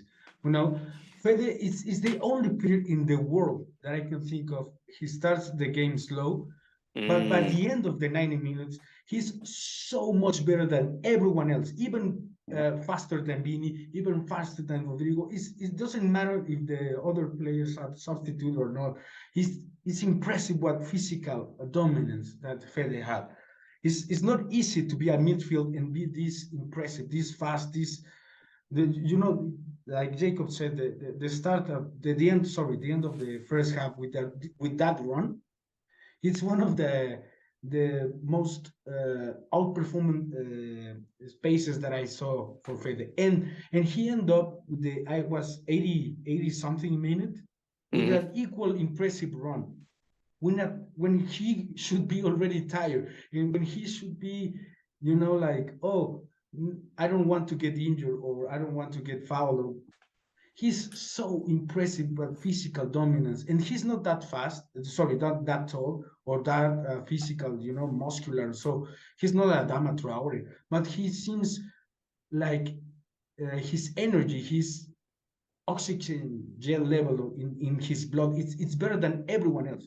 Is what that I love to watch Fede, and I think this distribution of minutes of Carleto is crucial to this part of the game, because when we start the big games, we often then have to be like, oh, he's going to play Fede or Rodrigo. Yeah. But the most crucial games in this part of the season, he plays with both. And for me, it's beautiful to watch those two, and also Eduardo with and Bini. Those four players, I think only Mbappe will add on to be the top 5 players when both progressing forward, that I love to watch, because there's no way anyone can stop them. There's no way they're not gonna make a dribble or a tackle or everything that is interesting in the game moving forward. So having Fede, it's special. And Rodrigo's is smart. He's a smart guy, you know. If you guys are talking about EQ or so, I think Rodrigo is probably one of the smartest players in the Real Madrid. And I say he knows where to be. His positioning is top notch, man. Top notch. The whole reason why we always thought Rodrigo is a brilliant finisher is because he finds himself in better positions to tap the ball in, or strike the ball from an angle where there is a high probability it's going in. Like, that's why we consider him a good finisher. To be a good finisher, you have to be in a position to finish it better. So in my opinion, like, it makes perfect sense, man.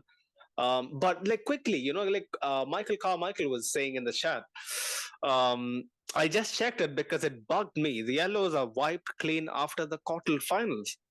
I don't understand. So what is the whole commotion about? Like, what is it actually, guys? Like, do your research, because I did my research, and it's what Farouk said, at least as per Google. But what is Michael Carmichael saying here? He says that's the thing. Like, actually, what he says is technically correct as well. The yellows are wiped, but Militao doesn't have a yellow. Militao is suspended, technically. Anyway, my brain is fried. Michael Carmichael was saying all yellow cards are now transferred to the semi-finals. Right? Yeah. Now I get it. I think it's because Militao had a yellow in the game before. Yeah. Like, we discussed this. I was making fun of Saliba, So now, like, I think 60 minutes later, I can't seem to collect my senses. But boys, I'll read out the schedule. Yeah, I think we'll wrap it up with this. Madrid Extra, they just posted the schedule. So on the 22nd, I think this weekend we play Celta, and then 3 days later it's away to Girona, and then 4 days later at home to Almeria, and again 4 days later Sociedad away, and then so literally 4 games from now it's Osasuna Cup final. 3 days after Osasuna it's City. So it's coming thick and fast. We're not giving any chance to Bayern, right? No chance, man. No chance. Unfortunately, no chance. I would have given them a slight chance, like a 20% chance, if my guy Choupo-Moting actually made it to the starting lineup tomorrow. But unfortunately, I don't think even that's gonna happen. So yeah, like Bayern, like Chelsea, Bayern actually create chances, have better finishes, but they clearly doesn't have a goal scorer. So I don't think so. Does anyone on the panel think that Bayern is going to do something incredible tomorrow? Is that going to happen? Highly unlikely. No chance. In my life, Allianz Arena, the beers Bayern. are out. Oliver Kahn screaming from up top. No, nothing. As much as I hate the City, I hate probably Bayern even more. So. What? Wow. I love Bayern, man. They always hand it to Barcelona. because of Javier's Dortmund affiliations. Actually, this is the hate for Bayern. Yeah. Okay. Yeah. Oh, I don't know. So, bro, Michael Carmichael was saying. Did you see Michael Carmichael's chat? He said, in addition, all yellow cards expire on completion of the quarterfinals. They are not carried forward to the semi-finals. So, but yeah, that's yellow cards. He's suspended. He doesn't have a yellow card. Okay, Militao doesn't have a yellow card. Like, for example, Carvajal has one Michael, yellow card right now, right? Where are you? Send me a location, man. So the thing is, Carvajal has one yellow, so Carvajal's yellow now is being wiped off. You understand? Right. But Militao doesn't have a yellow. Militao is suspended. So like suspensions are carried forward, but yellow cards are not carried forward. The only way that Militao could play is the Real Madrid he like make an agreement that they don't think that the yellow card is a yellow card. An appeal, you mean? To appeal the yellow card, right? The appellation, but I don't see it happening because it was a foul. No. Yeah, exactly. It was a stupid yellow. Honestly, it was an unnecessary yellow. So a yellow is a yellow. If it was the case for the the potential second one, it could be. Yeah. Exactly. The second one would have made sense. Dennis the Great was But don't worry. Pep is not going to play Haaland against Madrid. He will start, I don't know, Nathan Ake at the center forward or something like that. Like you can go from a 4 at the back to a 3 at the back, like he did against Carlo, like in Munich all those years ago. But dropping your biggest weapon, no chance, man, no chance. If Pep actually does that and they lose out on the Champions League final berth or whatever, I don't think he'll survive another year. Because before the fans get to him, the sheikhs, they'll set this guy's casa on fire. You are the guy that watch more Premier League football. Who's gonna play City? Because City is playing for the Premier League title as well. So did you say like for us is 5 games to Man City's? Who's Man City is gonna play? Because in the same regard, Pep, he's always talk about how important the league is to him. So if he has, like, I don't know, Manchester City, Manchester United, or even hopefully Arsenal prior to the semi-finals. They have Arsenal on the 25th. I think next Wednesday or something. On Wednesday, yeah, they play Arsenal on Wednesday. They have an FA Cup tie as well against. They play the FA Cup. Sheffield United, if I'm not mistaken. Yeah. So that's a walkover. So that's a game that they will win before the game a ball is even kicked. So the thing with City, I think he plays Chelsea as well. He plays Chelsea before he plays us as well, if I'm not mistaken. Really? I think he plays Chelsea. I'm not what exactly is Chelsea sure. going to do? What the fuck is Chelsea going to do though? Nothing, bro. Hopefully Nothing. Injure someone. I'm not gonna wish injury on any player, but yeah, like if it can make any like if it can make our chances any better, I'm all for it, man. But the thing is, see, I've spoken to a lot of great City fans, including Big Steve. They have always mentioned this one phrase, when people say, oh, you gotta have, like, you have the Champions League going on, so how are you going to concentrate? Obviously, you want to win the Champions League so bad, so your concentration is going to be in the Champions League. So you're going to fuck up in the league. So Arsenal have a chance and whatnot. To which they always respond, you guys underestimate City. You guys underestimate City, like City has the squad depth of a Dortmund, of an Arsenal, stuff like that. When it comes to City, they're at their most lethal. They're in their element when they're playing a game every 3 days, when they're in both competitions going tooth and nail to actually win both the top competitions. So in my opinion, City are very dangerous when they are actually going on 2 fronts simultaneously, because they will have no chance to think. It is when Pep and his team thinks, they fuck up. Remember the first leg, Fernandinho.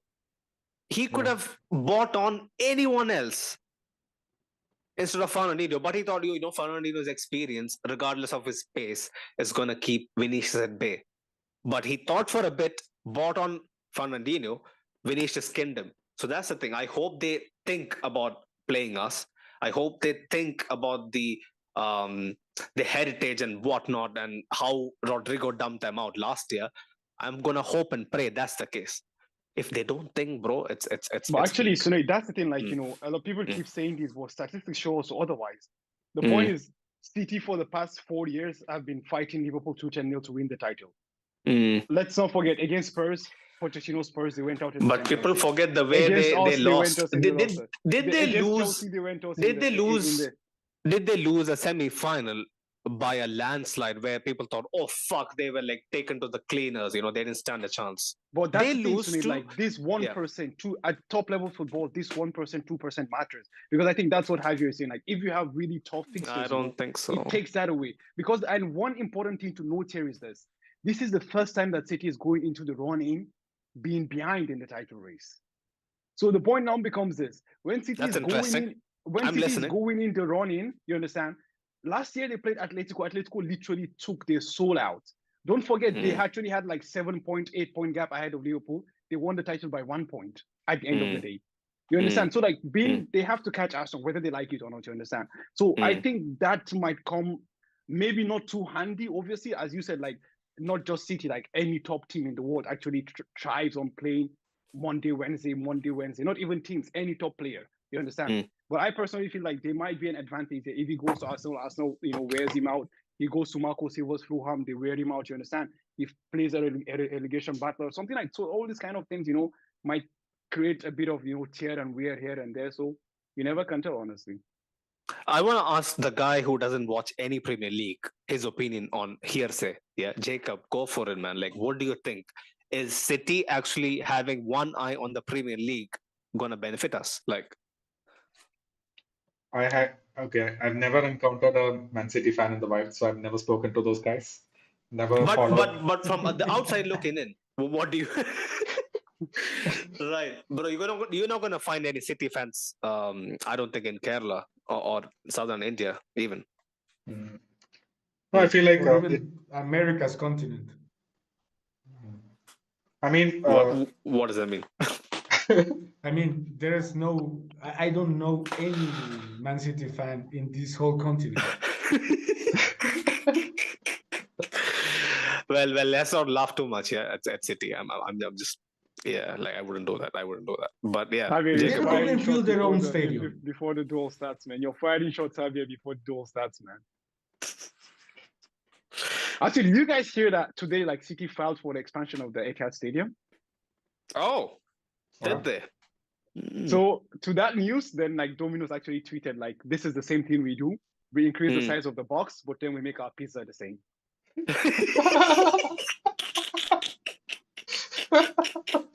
Yeah. Bro. Well, the thing is, that just goes to show all those allegations and whatnot. They have paid enough money to suppress all that. They have actually, like moved on to building the stadium. I hope But Steve is not listening. honestly, credit where it's due. Like, I mean, people make jokes about empty hard and all that, but honestly, like when you watch the City games, you see that they actually feel their stadium. They have a very passionate fan following. Exactly. Yeah. Honestly, they have a very strong fan base. But Jacob didn't complete his thing, man. Go on, Jacob. Yeah, I think it's not going to matter either way. They don't like really depend on physicality. Sure, they do a lot of pressing, but they don't need to do that against us. We're going to sit back anyways. So I feel like, especially in the, so they don't need to be on their freshest to really, hurt us. Hurt That's what us, I feel. yeah. See, everybody's sucking up to Farouk, and I fucking hate it, man. Honestly, I'm done. But it is what it is. We know what's gonna happen. We all know what's gonna happen. Let's just quickly read some of the comments and kind of wrap this up. Dennis Gate was saying, I don't like Bayern as well. Fuck Oliver Kahn. Yeah, like one of those legends you respect so much. You grew up thinking about him. Like comparing him to Casillas and whatnot. But then you see him open his mouth, man. He's just he I'm pretty sure like people make fun of Maradona as the cokehead, right? I don't know what Oliver Kahn is on. Is he on helium? I don't know what he's on. Like he's just super hyper. Like sometimes people lose their edge, right? Like I'm pretty sure Javier, I don't know if he has watched Bundesliga back in the day, but all these hotheads, man, like once they get out of the game, they lose that temper, right? But Oliver Kahn, he just doesn't look like that man who has softened a bit, like he's still hard as a rock, no pun intended. Right. Michael Carmichael says, I guess I'm dumb, bro. I'm dumber than you because I literally agreed to Farouk's point, was making fun of Tas Saliba earlier, but I guess I'm dumber, honestly. Dennis the Great says City are playing Arsenal next week. Yeah, it's gonna be a mad one. I live in Manchester. City fan. I live in Manchester. Oh, not London. Great. How is the weather, mate? Sunny in it? I don't think it's that sunny. It's always fucking rainy. I know it's always fucking soaked in Manchester. I've heard stories about people, they'll be waking up on a fine Sunday morning, opening the windows. They see, oh, the sun is smiling. It's time for sangria, time for some beach shots, time for some, binoculars, like to look at some gorgeous woman. They get ready, they go take a shower, brush their teeth, make a quick coffee, they pull their coat out, put it on, switch off the lights. Right when they open the door to step out, they notice it's raining. It's like that. So Manchester is just one of those places where the weather just really, really fucks you up. I hope you're doing great, though. I really hope. I really, really hope. I live in Manchester. City fans in Manchester telling me they are winning the treble.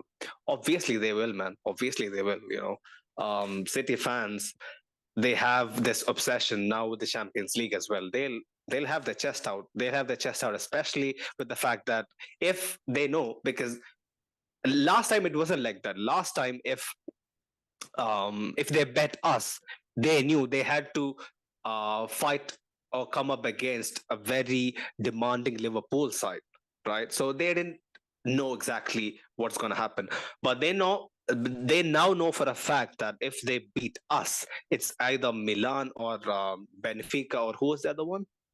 Inter. So it's going to be much, much more easier this time. So obviously, man, it just makes sense. Ricardo's back. Yeah, go on. We should contact who is Dennis, who lives in Manchester. Yeah.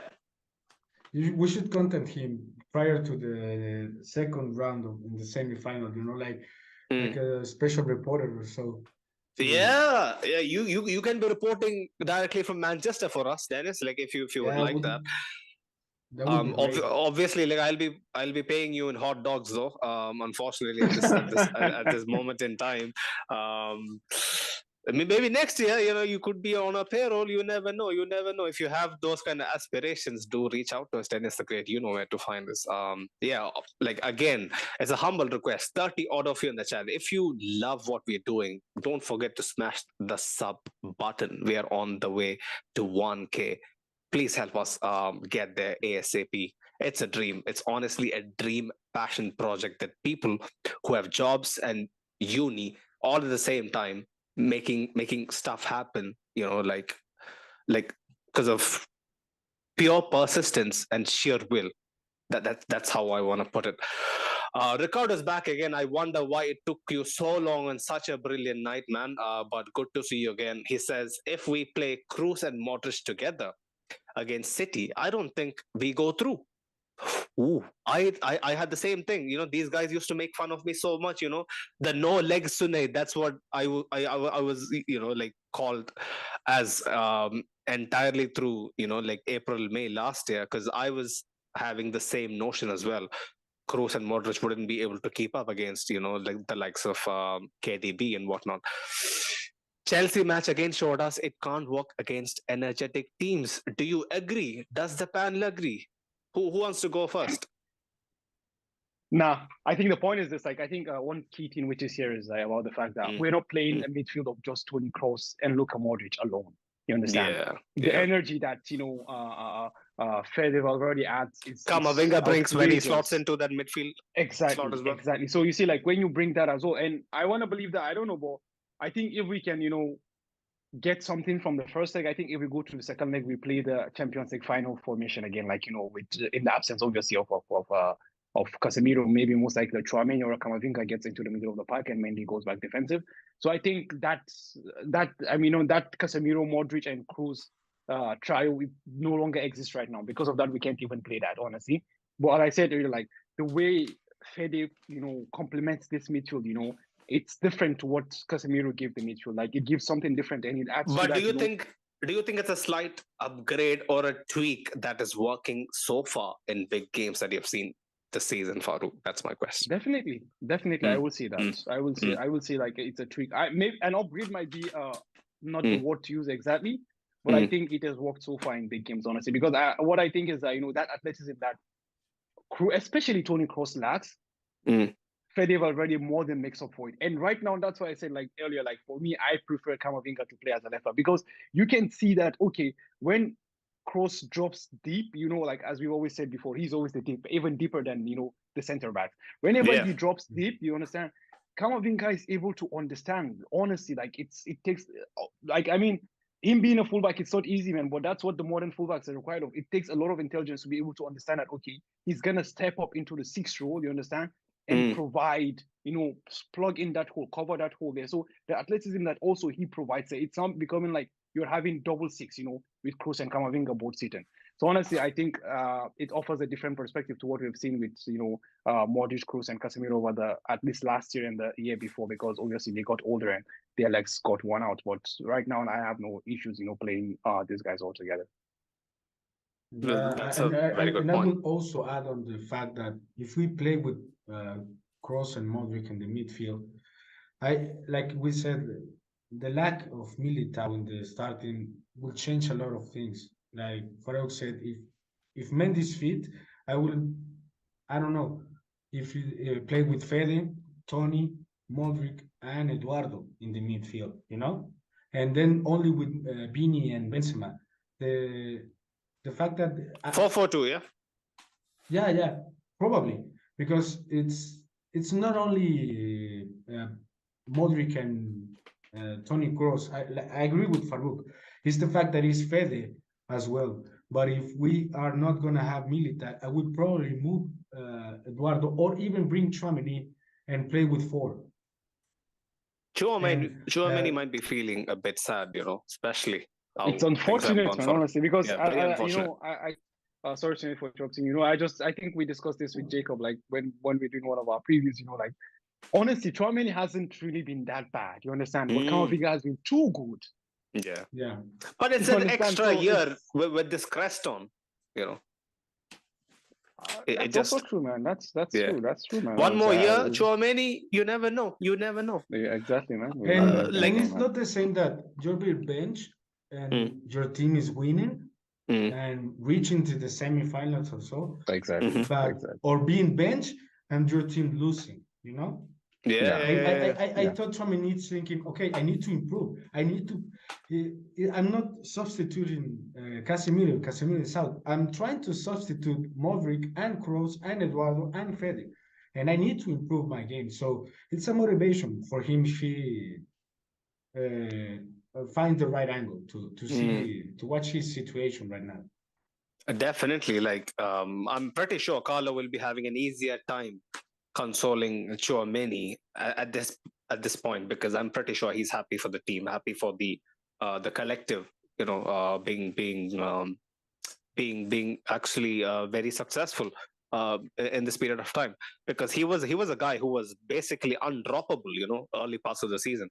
Jacob, this is one question I need to pose to you. So Farouk was going on about how much Kroos and Modric is being helped by, the supporting cast and kind of hiding all their flaws and whatnot. So I want to just flip the question in another sense. So do you think the link up or the connection between Kroos and Camavinga is better than the Champions League winning link up between Kroos and Mendy? Kroos and Mendy? Is there a connection? There was a connection, bro, because if there wasn't a connection, Vinicius and Mendy wouldn't work as well. I'm pretty sure there is a connection. You can't look past that. Vinicius and Mendy didn't work that well either way. It was just Vinny, man. I don't know, man. No, the thing is, I don't know, bro. I don't know. Honestly, that's so disrespectful, man. Like, I just can't understand the revisionism this year. Honestly, it's baffling. Anyway, I'm tired to argue. Sure. The point is this, Tsunade. It's not about argument. The point is this. How can I say it? Like, you would not know what you're missing out when you don't know what you're missing out. Right? It doesn't make sense. Sorry. Like, okay, you don't know the taste of honey, right? so you don't know what it tastes like. So you don't know what you're missing out on. But when I give you a small spoon of honey, let me ask you something. then Let me you ask you realize something. what Yes, you're missing Mendy out is on. bad going forward, bro. But how can you say that his contribution to our attack is non-existent? Like, do you honestly think if it's just one-way traffic, See. I will think we It's actually Jacob win okay. the maybe Champions It's League? not non-existent. It's just that it's nothing to talk about. Like, I don't think there's nothing. exactly. I think that's the thing. Like, it's not like, I mean, maybe Jacob misphrased the word. Like, it's not about being non-existent. It's about the fact that he gives a platform for Vini to do what he does, but he doesn't help Vini do what he does. I don't know if that makes sense. Okay. I completely understand. See, I was just watching for my guy Mendy, just so that like people understand that he might not be Marcelo or even Camavinga, but he does some shit.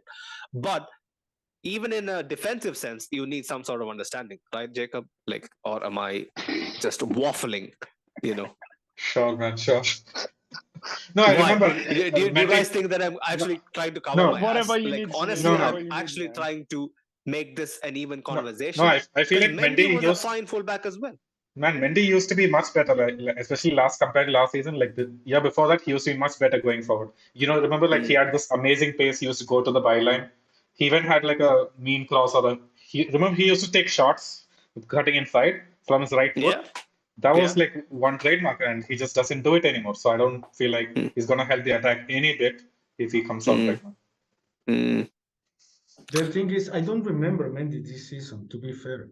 Yeah. I, He hasn't played for me much to at have an all. opinion on him, he would love to have like 5 games back to back, and I don't Yeah. remember Mendy this season. Unfortunately for us and him, and so, but I, I, I would like Farouk said, I would probably start Nacho, probably start Camavinga, even if Mendy is fit at this moment. Mm. A lot can change in 3 weeks in the future, but Like, honestly, like sometimes my bias or my heart, like speaks over my brain. Like, I'll be honest, like I wouldn't shy away from the heat. Like, I understand that some of you guys find that notion baffling, but for me, I don't know, like what Jacob said, like I just remember the great stuff he used to do once upon a time. Like Mendy, for me, yeah, he's something special because he was someone who was fundamental to a period in Real Madrid's history where it looked like all hope was lost, in terms of a La Liga title or a Champions League title. When Mendy came in, there was a clear sense of direction, and the direction was to win. So yeah, I'm not going to forget that easily. It is what it is. It is what it is. I'll take my egg on my face. But No, man. There's no need to take ego in my face, man. Like, I yeah. mean, every player gives you something different, and I will always Mm. enjoy this. I think Mendy is the best defensive fullback in the game, honestly. But the point is, honestly, like, it's not just obviously is Mendy better defensively than Camavinga, 100%. But the point is that minor flaw that Camavinga has, I will take it if it means I have a better understanding with Toni Kroos. I have a better understanding with Vinicius Jr. You understand? So obviously, like their credits where they are, but I just feel like Mendes is an absolute monster of a defender, but that's just what he is. There is nothing else other than that. You understand? So maybe that's not enough anymore at this level of the game. So this is just the thing.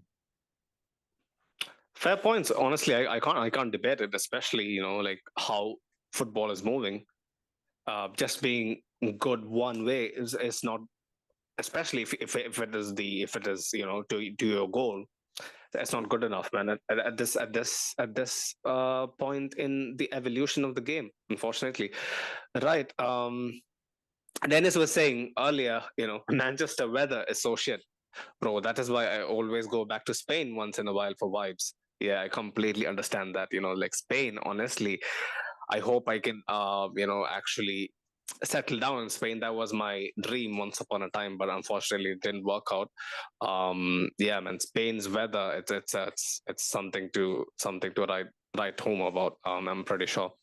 Michael was saying, I'm so happy for Milan. Yeah, I'm as well, man. Honestly, Milan is a team that I like a lot. I was gutted when I heard, Giroud missed a penalty and whatnot. But yeah, Leao, just like Vinicius, has been doing his thing, and he looks just unbeatable at this point. And the pure physicality that man has, when he's driving with the ball, it looks scary. Like, if we come across Milan in the final, it wouldn't be easy. I'll tell you that. It wouldn't be easy. It's purely because of the heritage that they have. It'll be a proper final. Michael Carmichael was saying, I know everyone was rooting for Napoli, but I'm happy for Milan finally doing something and having a real chance of being in the final. Absolutely. They'll have to go past Inter. Oh, that'll be one spicy semi-final, right? Like, it'll be like those old times when it was I think Maldini against, I'm not sure if it was Fenomeno who played there was a semi-final, if I'm not mistaken, around the 2004-5 era, somewhere between that. I'm not sure at this point. My memory is not working, but yeah, like it'll be a proper spectacle. Dennis the Great says it's Chouameni's first year. I'll give him time. Yeah, that's what everyone thinks, man. Honestly, Michael Carmichael was saying it pretty much is one-way traffic. Yeah, he agrees to everyone's sentiment, but mine.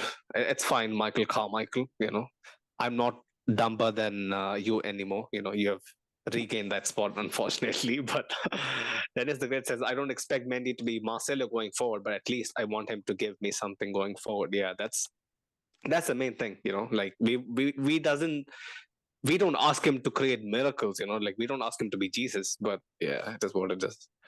Michael Carmichael was saying again. And to me, it's the fact that Mendy has a tendency jogging back sometimes.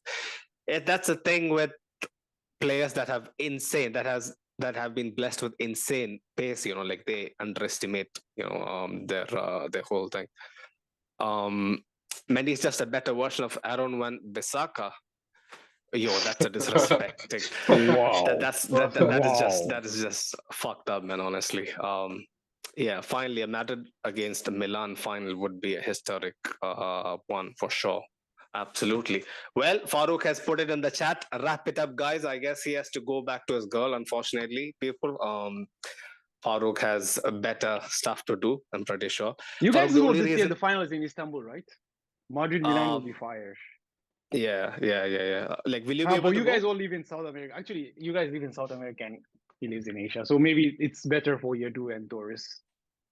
You The final, can go, bro. for sure. If I have to give one of my kidneys or maybe my heart, I don't know. I will give and go, man. Whatever it takes, man. Vamos. All the money But- I save is gonna go there, man. Everything Yeah. I have, man. You I mean, should. if you yeah. guys can You reach should. me, maybe I sold my phone, bro. Let's do Bro, let's found me. please. Actually, the Let's tickets start are a expensive. The only GoFundMe. problem is that, like, I don't know if you guys know how the tickets work. Like, UEFA does a raffle for the tickets.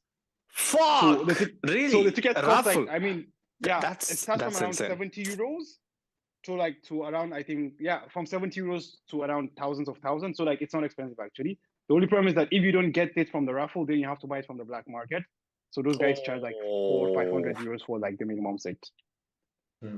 What's So the this Bro, capacity capacity of the even if you have stadium to in buy South from the black stuff and it's 500, I'm pitching in. Bro, whatever I have. I already set my mind to buy from the black market. But what actually happens is this: you can buy 2 tickets, right?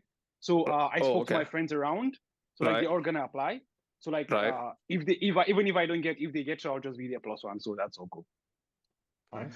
So I've Hopefully spoken to make like it. 10 people. Hopefully So like, make it. just Let's go. actually Let's I go. went to the Super Cup, the Chelsea Liverpool one before. Mhm. Well, because it's the Super Cup, like there's not a lot of people who request for that. So luckily I got the raffle then. But for now, let's see if it's gonna be again. I don't know. I hope. I Get really, a camera really as well. Get a camera as well. Hopefully we make it, man. It'll be such a great thing. Let's see, man. It'll Honestly, be I really hope, man. honestly so fucking good. And I'm really, just- like, I would love to play against Milan, man. Honestly, like, history against heritage against Yeah. heritage, man. Honestly, like Milan versus Real will be really awesome. Honestly. Carlo connection as well. Oh boy. That's true, man. That's true. So That's many true. That's true, man. storylines. Man, they actually selling tickets for like, I think, £1,500, and like you get a VIP place like that has access to the dressing room and all this. Like it's a hospitality package.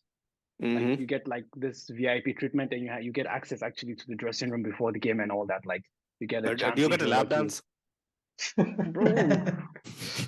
Bro, just Superb. even seeing them in flesh, man, it's much more than any orgasm you can ever achieve, man. Absolutely. I was just joking. Don't take it too hard, man. Come on, honestly, it's Ramadan time, man, bro.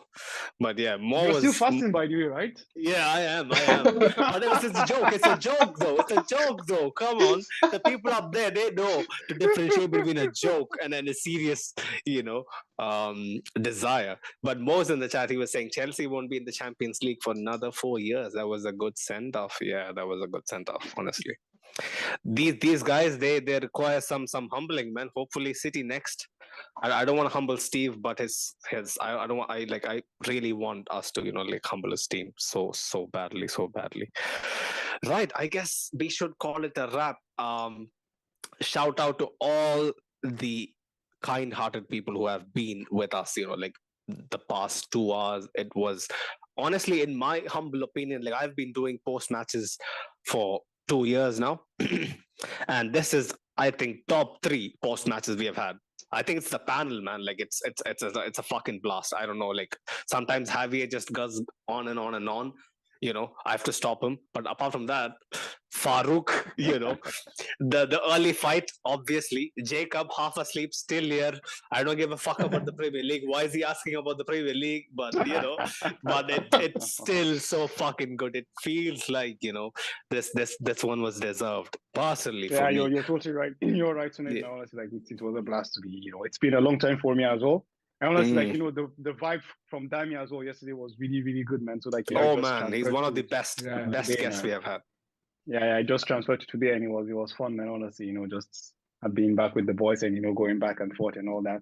As you said, like Jacob is always half asleep, half awake, but unfortunately, I'm telling you, I'm again repeating this thing. If the people don't know, if it wasn't for Jacob, the watch along doesn't happen, the post match doesn't happen, the preview doesn't happen. Bro, forget about all that, man. Forget about all that. It's 5 a.m. for Jacob, and he has to go. That's what I'm telling you. The channel would have been dead for 2 weeks if Jacob wasn't up for this. So honestly, if I had the means, Jacob, like you would be having 2 girls, like on either arms. What makes you think I don't have them already? Bro, you're fasting, man.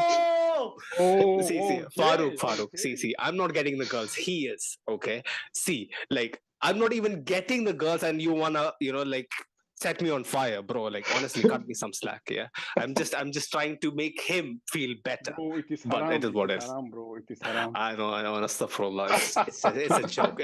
It's a joke. But the thing is, Dennis is again here. Ala Madrid, as always, will be back for the Celta Vigo preview. Dennis, I think, is our number 1 super fan. Honestly, I gotta take it away from Ashik. Ashik is a close second, but Dennis, man, this guy, bro.